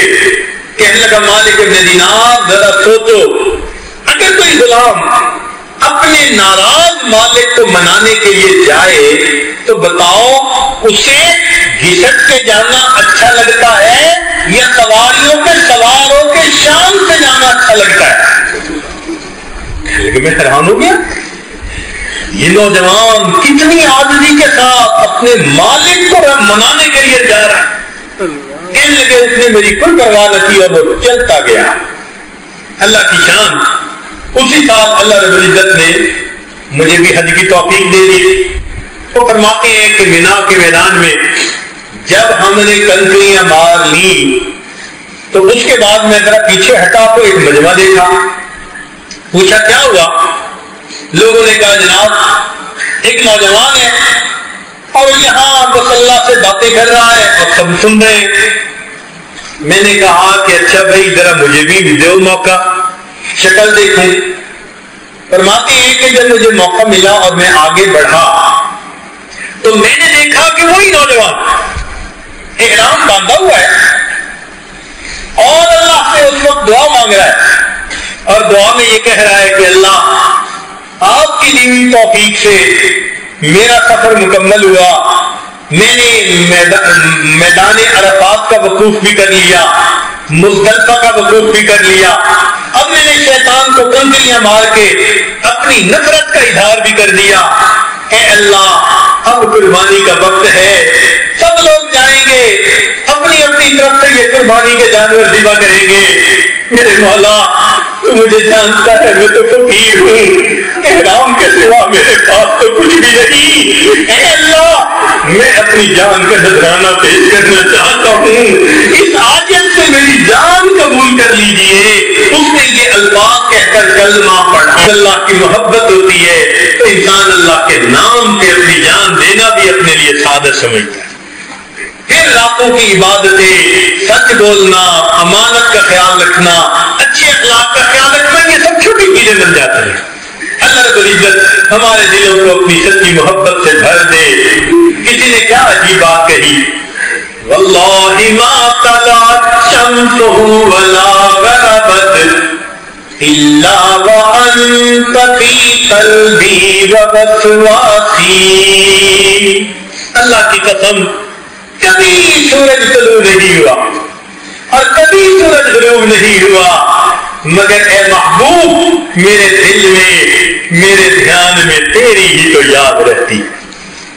واللہ ما طلعت شمس ولا غربت الا وانت فی قلبی ووسواسی ولا جلست الى قوم احدثهم الا وانت حدیثی بین جلاتی.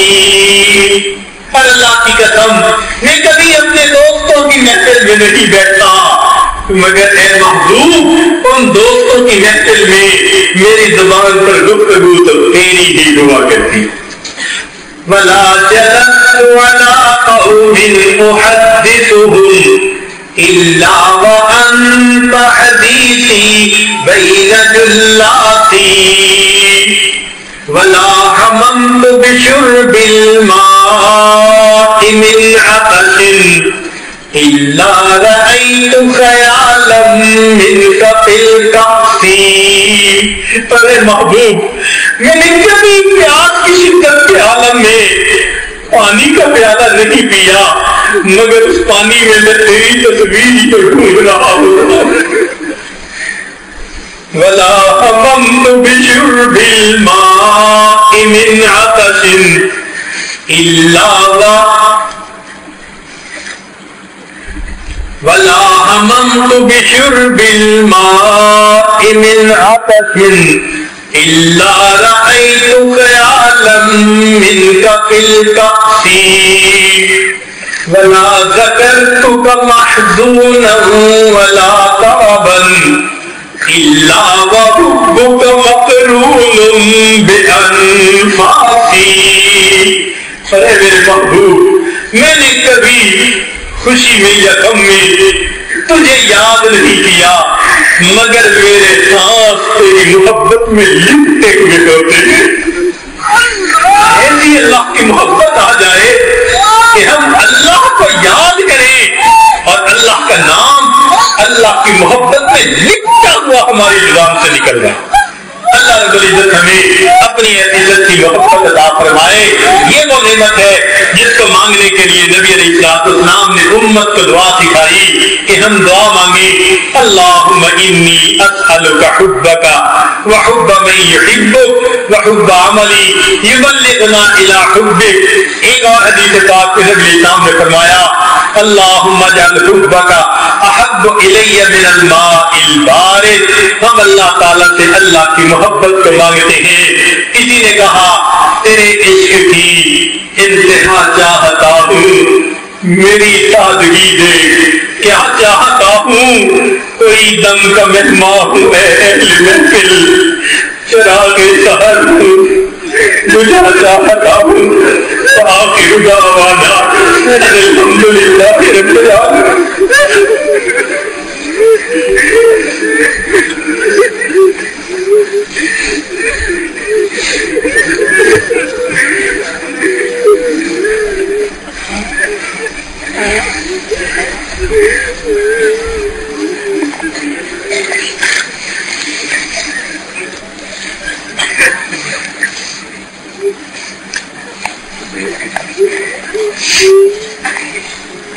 مراقبہ سے پہلے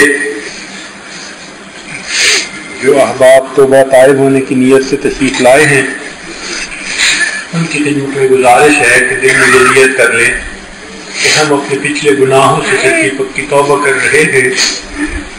آئندہ نیکوکاری پرہیزگاری کی زندگی گزارنے کا ارادہ کر رہے ہیں.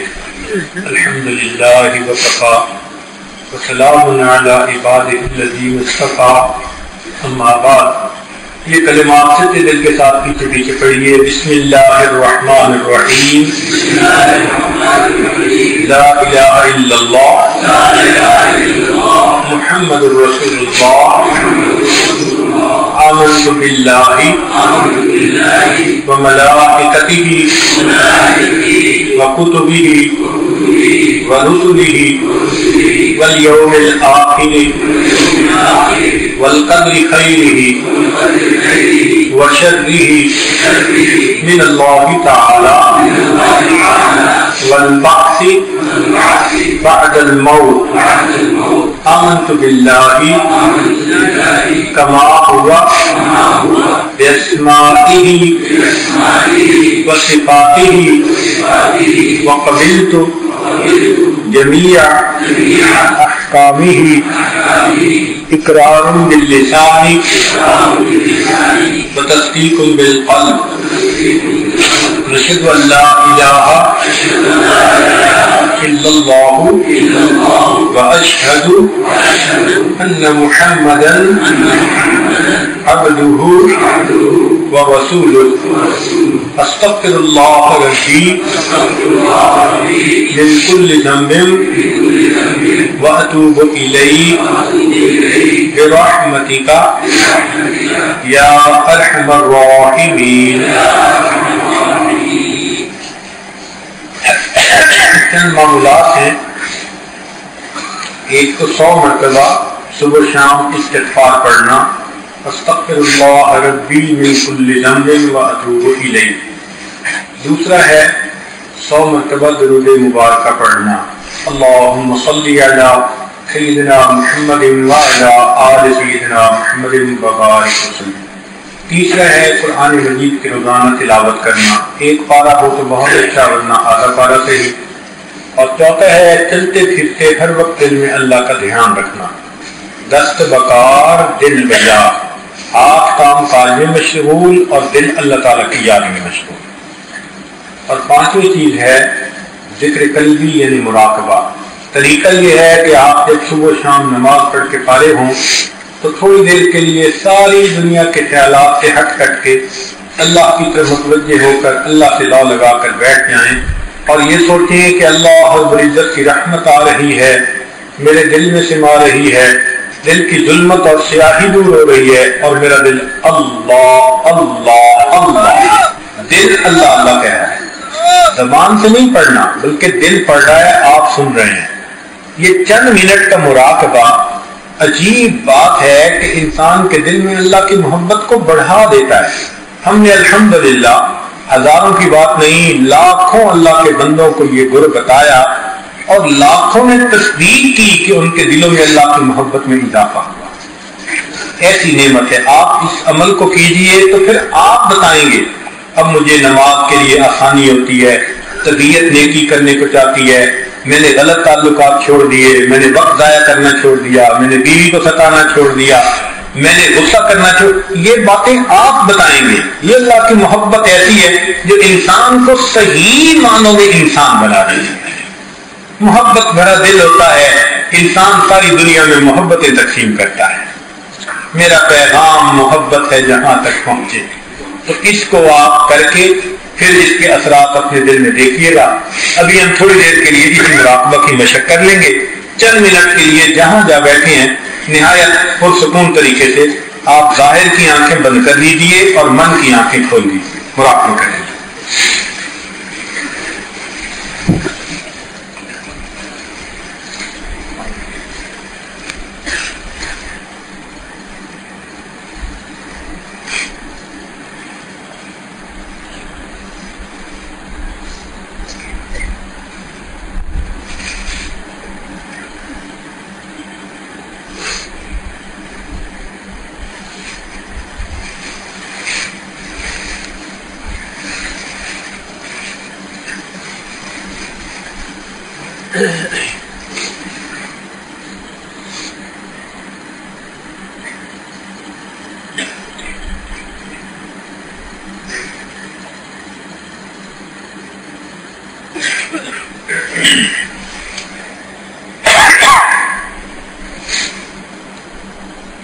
انسان جب اپنے اندر جھانکتا ہے اسے اپنی اصل تصویر نظر آتی ہے.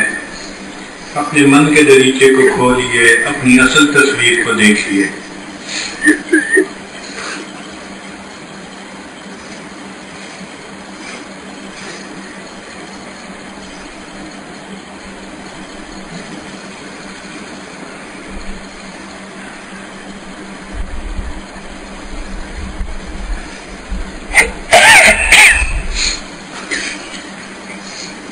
دل مغموم کو مسرور کر دے،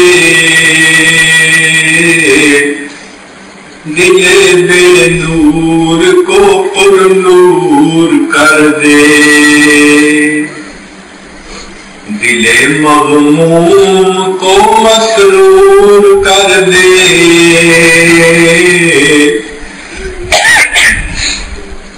دل بے نور کو پر نور کر دے، فروزاں دل میں شمع طور کر دے، یہ گوشہ نور سے معمور کر دے، اے میری گھات میں خود نفس میرا، خدایا اس کو بے مقدور کر دے، مائی وحدت پلا مخمور کر دے، محبت کے نشے میں چور کر دے، مائی وحدت پلا مخمور کر دے، محبت کے نشے میں چور کر دے، میرا ظاہر سمجھ جائے الہی، میرے باطن کی ظلمت دور کر دے، میرا ظاہر سمجھ جائے الہی، میرے باطن کی ظلمت دور کر دے، مائی وحدت تلا مخمور کر دے، محبت کے نشے میں چور کر دے،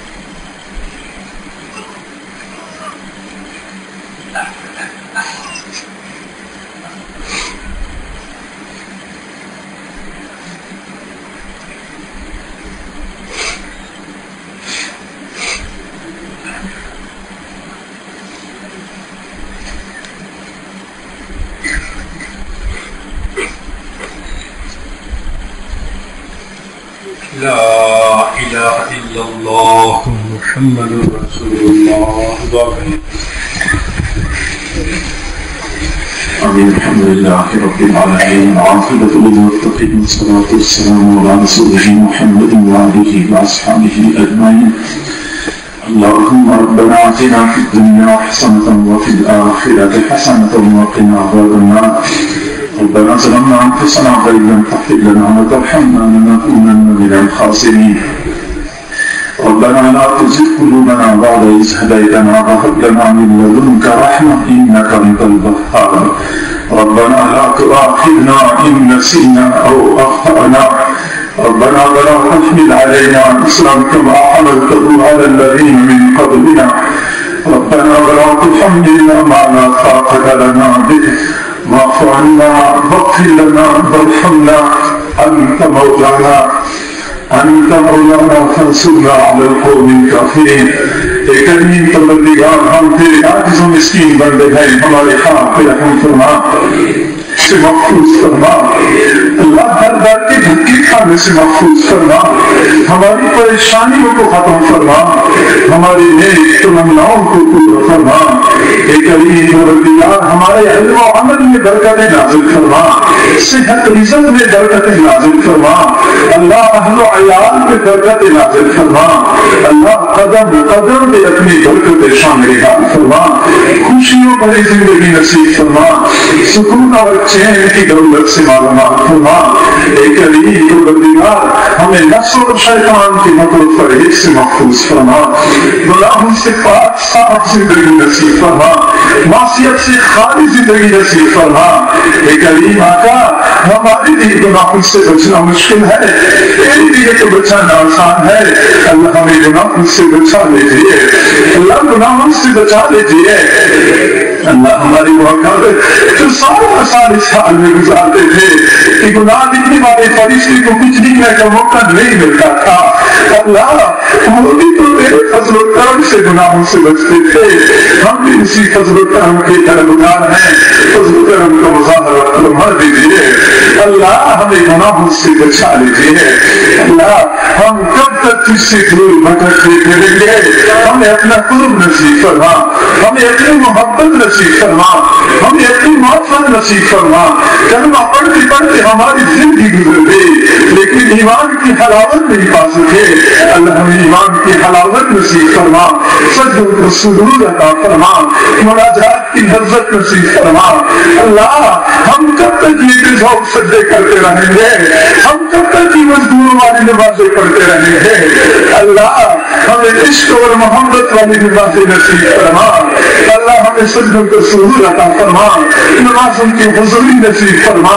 اے کریم آقا ہماری یہ نمازیں ہماری کس کام کی؟ ہم تیرے سامنے کھڑے ہوتے ہیں، میرا دماغ حاضر نہیں ہوتا، ہم نام تو تیرا لے رہے ہوتے ہیں، دماغ کے اندر کسی اور کے خیالات ہوتے ہیں۔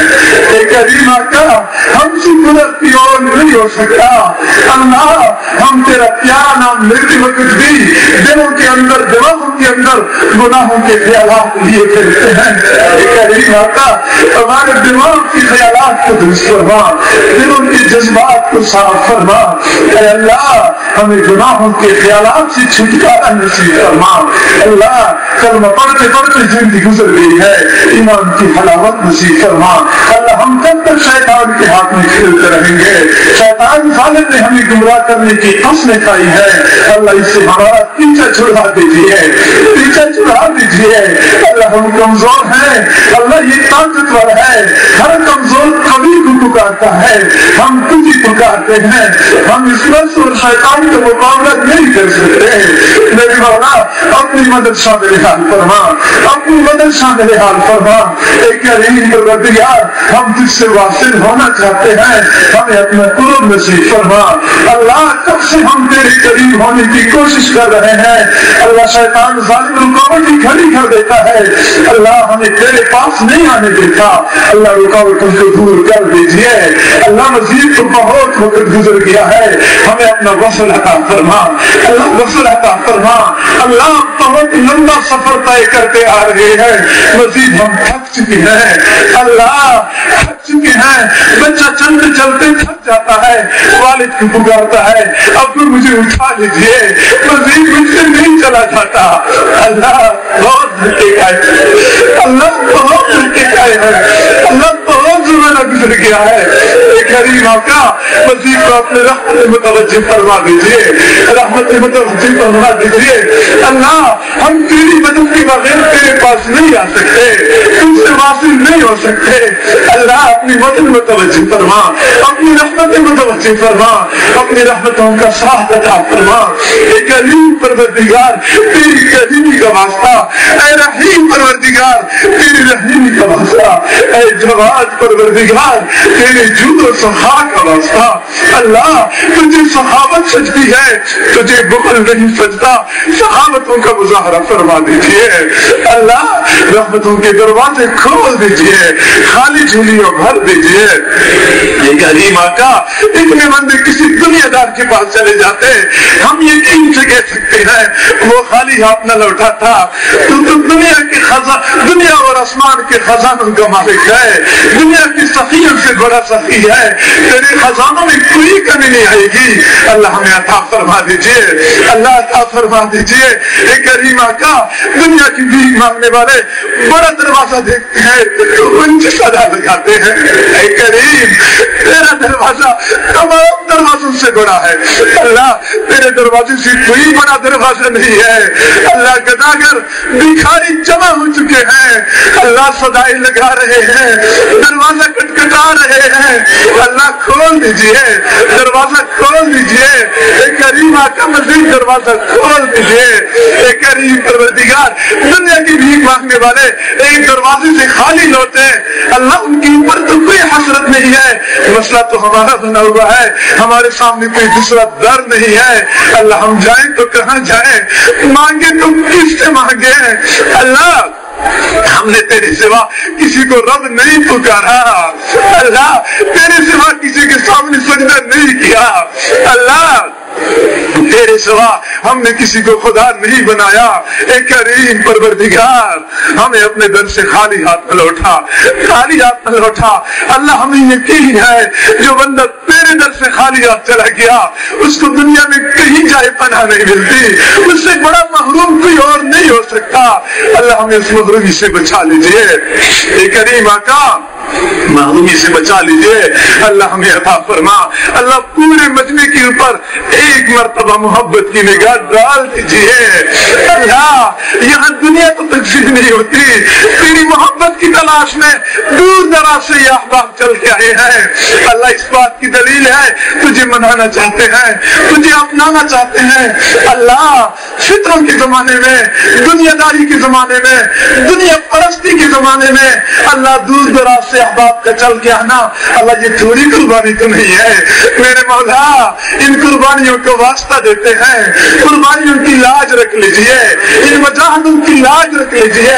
کسی ایک ساتھی کو یہاں سے محروم نہ لوٹا، محروم نہ لوٹا اللہ، تیری ایک نگاہ کی بات ہے، ہماری زندگی کا سوال ہے اللہ، آپ کی ایک نگاہ سے ہماری بگڑی بن جائے گی، ایک مرتبہ محبت کی نگاہ ڈال دیجئے، محبت کی نگاہ ڈال دیجئے اللہ، اس وقت ہم کسی دنیا کے سخی سے نہیں مانگ رہے، دنیا کے بادشاہ سے نہیں مانگ رہے اللہ، ہم تو تمام جہانوں کے شہنشاہ سے مانگ رہے ہیں اے کریم پروردگار، ہمیں عطا فرما، ہم اپنی طرف کی بقدر مانگ رہے ہیں، تو اپنی شان کی بقدر عطا فرما اللہ، شان کی بقدر عطا فرما اے کریم پروردگار، ہمارے ان دعاؤں کو اپنی رحمت سے قبول و منظور فرما، سب کے دلوں میں اپنی محبت کا ایک قطرہ ٹپکا دیجئے، ہمیں اپنا دیوانہ بنا دیجئے، اپنا مستانہ بنا دیجئے اللہ، غیر سے بیگانہ بنا دیجئے اے کریم آقا، ہم اپنے سینے میں جھانکتے ہیں، ہمیں اپنے دلوں کی جگہ پہ پتھر نظر آتے ہیں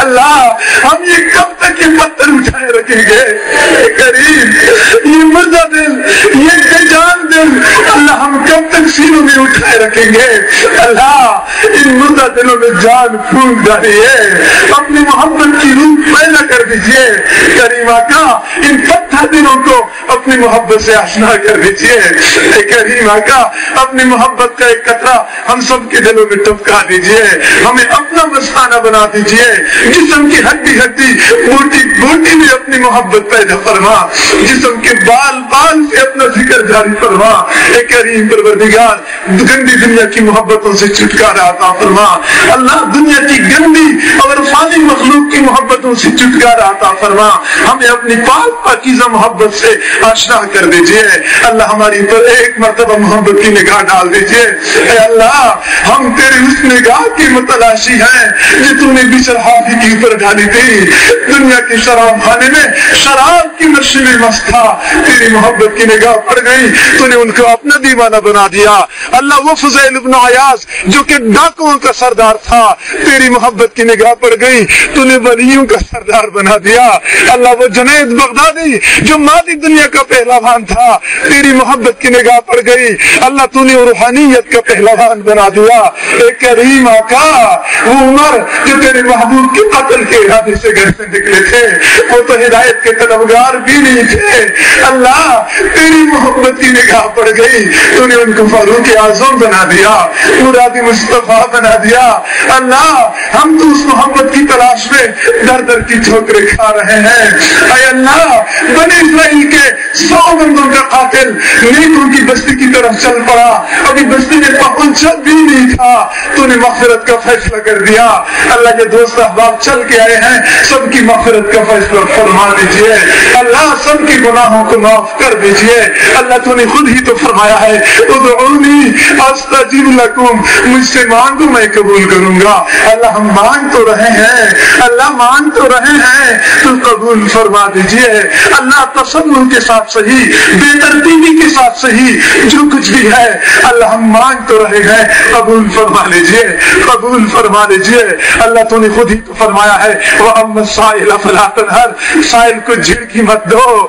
اللہ تو نے ہم کمزوروں کو حکم دیا ہے کہ سائل کو جھڑکی نہ دیں۔ اللہ ہم بھی تو تیرے در کے سوالی ہیں، اللہ تو بھی اپنے سوالیوں کو خالی ہاتھ نہ لوٹا، سوالیوں کو خالی ہاتھ نہ لوٹا۔ اے کریم آقا، تیرے محبوب صلی اللہ علیہ وسلم فتح مکہ کے موقع پہ اپنی قوم سے مخاطب رکھتے ہیں لا تثریب علیکم اليوم اذهبوا انتم الطلقاء، جاؤ تم سب آزاد ہو۔ تیرے محبوب نے اپنے قوم کے بارے میں عام معافی کا اعلان فرمایا۔ حضرت یوسف علیہ السلام تیرے بندے، انہوں نے اپنے بھائیوں کے بارے میں عام معافی کا اعلان فرمایا۔ اللہ تو یوسف علیہ السلام سے بڑھ کے کریم، تو اپنے محبوب سے بڑھ کے کریم۔ اللہ ہم یوسف علیہ السلام کے بھائیوں سے زیادہ گناہ گار ہیں، لیکن اللہ تم بھی یوسف علیہ السلام سے بڑھ کے کریم ہے۔ پورے مجمع کے بارے میں ایک مرتبہ اعلان فرما دیجئے اذهبوا انتم الطلقاء، جاؤ تم سب آزاد ہو۔ اللہ سب کے گناہوں کے قلم پھیر دیجئے، آبا نامہ ایک مرتبہ گناہوں سے صاف کر دیجئے، اللہ صاف کر دیجئے۔ اے کریم پروردگار، ہم اتنے کمزور ہیں، مٹی کا ایک ٹوکرا نہیں اٹھا سکتے، قیامت کے دن پہاڑ جتنا گناہوں کا بوجھ کیسے اٹھائیں گے؟ اللہ ہماری اس بوجھ کو ہلکا فرما، اللہ اس بوجھ کو ہلکا فرما۔ اے کریم پروردگار، ہمیں تیری بے نیازی سے ڈر لگتا ہے۔ اللہ جب تو بے نیازی کا مظاہرہ کرتا ہے، برسیسا راہب جو سینکڑوں سال کی عبادت کر چکا تھا، تو نے بے ایمانی کی حالت میں پھانسی کے پھندے تک پہنچا دیا۔ اللہ ہمیں اس بے نیازی کا مظاہرہ نہ بنا، اللہ بے نیازی کا نشانہ نہ بنا۔ اے کریم پروردگار، بلعام باؤل جس نے سینکڑوں سال کی عبادت کی تھی، اللہ تو ناراض ہو گیا، تو نے ان کو اللہ کتے کی طرح اللہ ذلیل و خوار کر دیا۔ اللہ ہمیں اس ذلت سے بچا لیجیے، تو نے ہمیں ایمان کی عزت عطا فرمائی ہے، اللہ گمراہی کی ذلت سے بچا لیجیے، اللہ نیک اعمال کی عزت عطا فرمائی ہے، گناہوں کی ذلت سے بچا لیجیے، گناہوں کی ذلت سے بچا لیجیے۔ اے کریم آقا، جب تو ناراض ہوتا ہے اللہ سروں سے پگڑیاں اتر جاتی ہیں، تو بندہ گھر کے اندر بیٹھے بیٹھا ذلیل ہو جاتا ہے۔ اللہ اس ذلت سے بچا لیجیے، اللہ ذلت سے بچا لیجیے۔ اللہ ہم برے ہیں، ہم بہت برے ہیں، لیکن اللہ تو اچھا ہے۔ اللہ اچھے ہمیشہ کے لیے اچھائی کا معاملہ کرتے ہیں، بروں کے ساتھ بھی اچھا سلوک کرتے ہیں۔ اللہ ہمارے ساتھ اچھا سلوک فرما دیجیے، اے کریم پروردگار اچھا سلوک فرما دیجیے۔ اللہ اپنی یاد والا بنا لیجیے۔ اللہ تو وہ پروردگار ہے جب کافر نے 100 سال تک اپنے بت کو پکارا، یا سنم پکارتا رہا، بے اختیاری میں جب یا سمد لفظ زبان سے نکلا، تو نے فوراً کہا یہ لبیک یا عبدی۔ اللہ ہم نے تو تیرے سوا کسی کو پکارا بھی نہیں ہے، اللہ ہم نے تو کبھی یا سنم نہیں پکارا، اللہ ہم تو تجھے پکارتے ہیں۔ یا اللہ، یا اللہ، یا کریم، یا رحیم، یا رحمان، یا ودود، اللہ ہم تو تجھے پکار رہے ہیں۔ اللہ تو ایک مرتبہ فرما دیجئے لبیک یا عبدی، اللہ تو فرما دیجئے۔ اللہ تیرا کچھ کم نہیں ہوگا، شیطان ذلیل ہو جائے گا، ہماری بگڑی بن جائے گی، ہماری بگڑی بنا دیجئے۔ شیطان تیرا بھی دشمن ہے، ہمارا بھی دشمن ہے، اللہ اس کو ایک مرتبہ ذلیل کر دیجئے، اللہ اس کو ذلیل کر دیجئے، ہماری بگڑی بنا دیجئے۔ کریم پروردگار ہماری ان دعاؤں کو اپنی رحمت سے قبول و منظور فرما۔ اے اللہ حاضرین مرد ہیں یا دور بیٹے خواتین تک پیغام پہنچتا ہے. اللہ سب کے بارے میں خیر کے فیصلے نازل فرما. اللہ سب کی تمام نیک تمناؤں کو پورا فرما, پریشانیوں کو ختم فرما. اے کریم پروردگار, جو بھی اولاد ہیں ان کو اولاد نصیب فرما, جو صاحب اولاد ہیں ان کے اولادوں کو نیکوکار بنا, فرمان بردار بنا, ماں باپ کی آنکھوں کی ٹھنڈک بنا. اللہ جو بے گھر ہیں ان کو اپنے گھر نصیب فرما, جن کی رزق کی تنگی ہے ان کی تنگیوں کو دور فرما, جو پریشان حال ہیں ان کی پریشانیوں کو ختم فرما, جو مصائب و آلام کے شکار ہیں اللہ ان کو مصائب و آلام سے چھٹکارا نصیب فرما, جو بیمار ہیں یا جن کے گھروں کے اندر بیمار ہیں اللہ ان کو شفا نصیب فرما, شفا کامل عاجلہ مستمر عطا فرما, سب کو سکون اور چین کی دولت سے مالا مال فرما. جن کے گھروں میں جوان بچے بچیاں ہیں والدین کو ان کے فرض ادا کرنے آسان فرما. کریم پروردگار, ہم گناہگار سے آکار سے ہی مجمع کے اندر کتنے حضرات ایسے موجود ہیں جنہوں نے کلمہ پڑھتے پڑھتے اپنے بال سفید کر دیے ہیں, لیکن گناہ کرتے کرتے اپنے دلوں کو سیاہ کر دیتے ہیں. اے کریم آقا, تیری محبوب نے فرمایا ہے اللہ کو سفید بالوں سے حیا آتی ہے. ہم تجھے سفید بالوں کا واسطہ دیتے ہیں, ہمارے گناہوں کو معاف فرما دیجیے. مجمع کے اندر کتنے دین کے طلباء ہیں, وہ طلباء جن کے قدموں کے نیچے فرشتے پر بچھاتے ہیں, ہم ان طلباء کا واسطہ دیتے ہیں. اللہ ہمارے گناہوں کو معاف فرما, ہماری خطاؤں کو معاف فرما. مجمع کے اندر جو علماء, جو دین کا کام کرنے والے حضرات ہیں, ادارے چلانے والے, پڑھنے پڑھانے والے, دینی جماعتوں کا نظم و نسق سنبھالنے والے تمام حضرات کے ساتھ اپنی مدد شامل حال فرما. سب کی محنتوں کو برابر فرما, رکاوٹوں کو دفع دور فرما, آسانیاں پیدا فرما. کریم پروردگار, ہماری ان دعاؤں کو اپنی رحمت سے قبول و منظور فرما. اللہ اس پروگرام کے انعقاد میں جو حضرات بھاگ دوڑ کرتے ہیں, خدمت کی جماعت ہے, انتظام انصرام کی جماعت ہے, اللہ تمام حضرات کو اپنے مقربین بندوں میں شامل فرما. سب کو خوشیوں بھری زندگی نصیب فرما, سکون اور چین کی دولت سے مالا مال فرما. اے کریم پروردگار, سب کو اپنی محبت کی دولت نصیب فرما. اللہ ہم نے اپنے ضعف کے بقدر مانگا, تو ہمیں اپنے خزانوں کے بقدر عطا فرما. ربنا تقبل منا انك انت السميع العليم وتب علينا انك انت التواب الرحيم.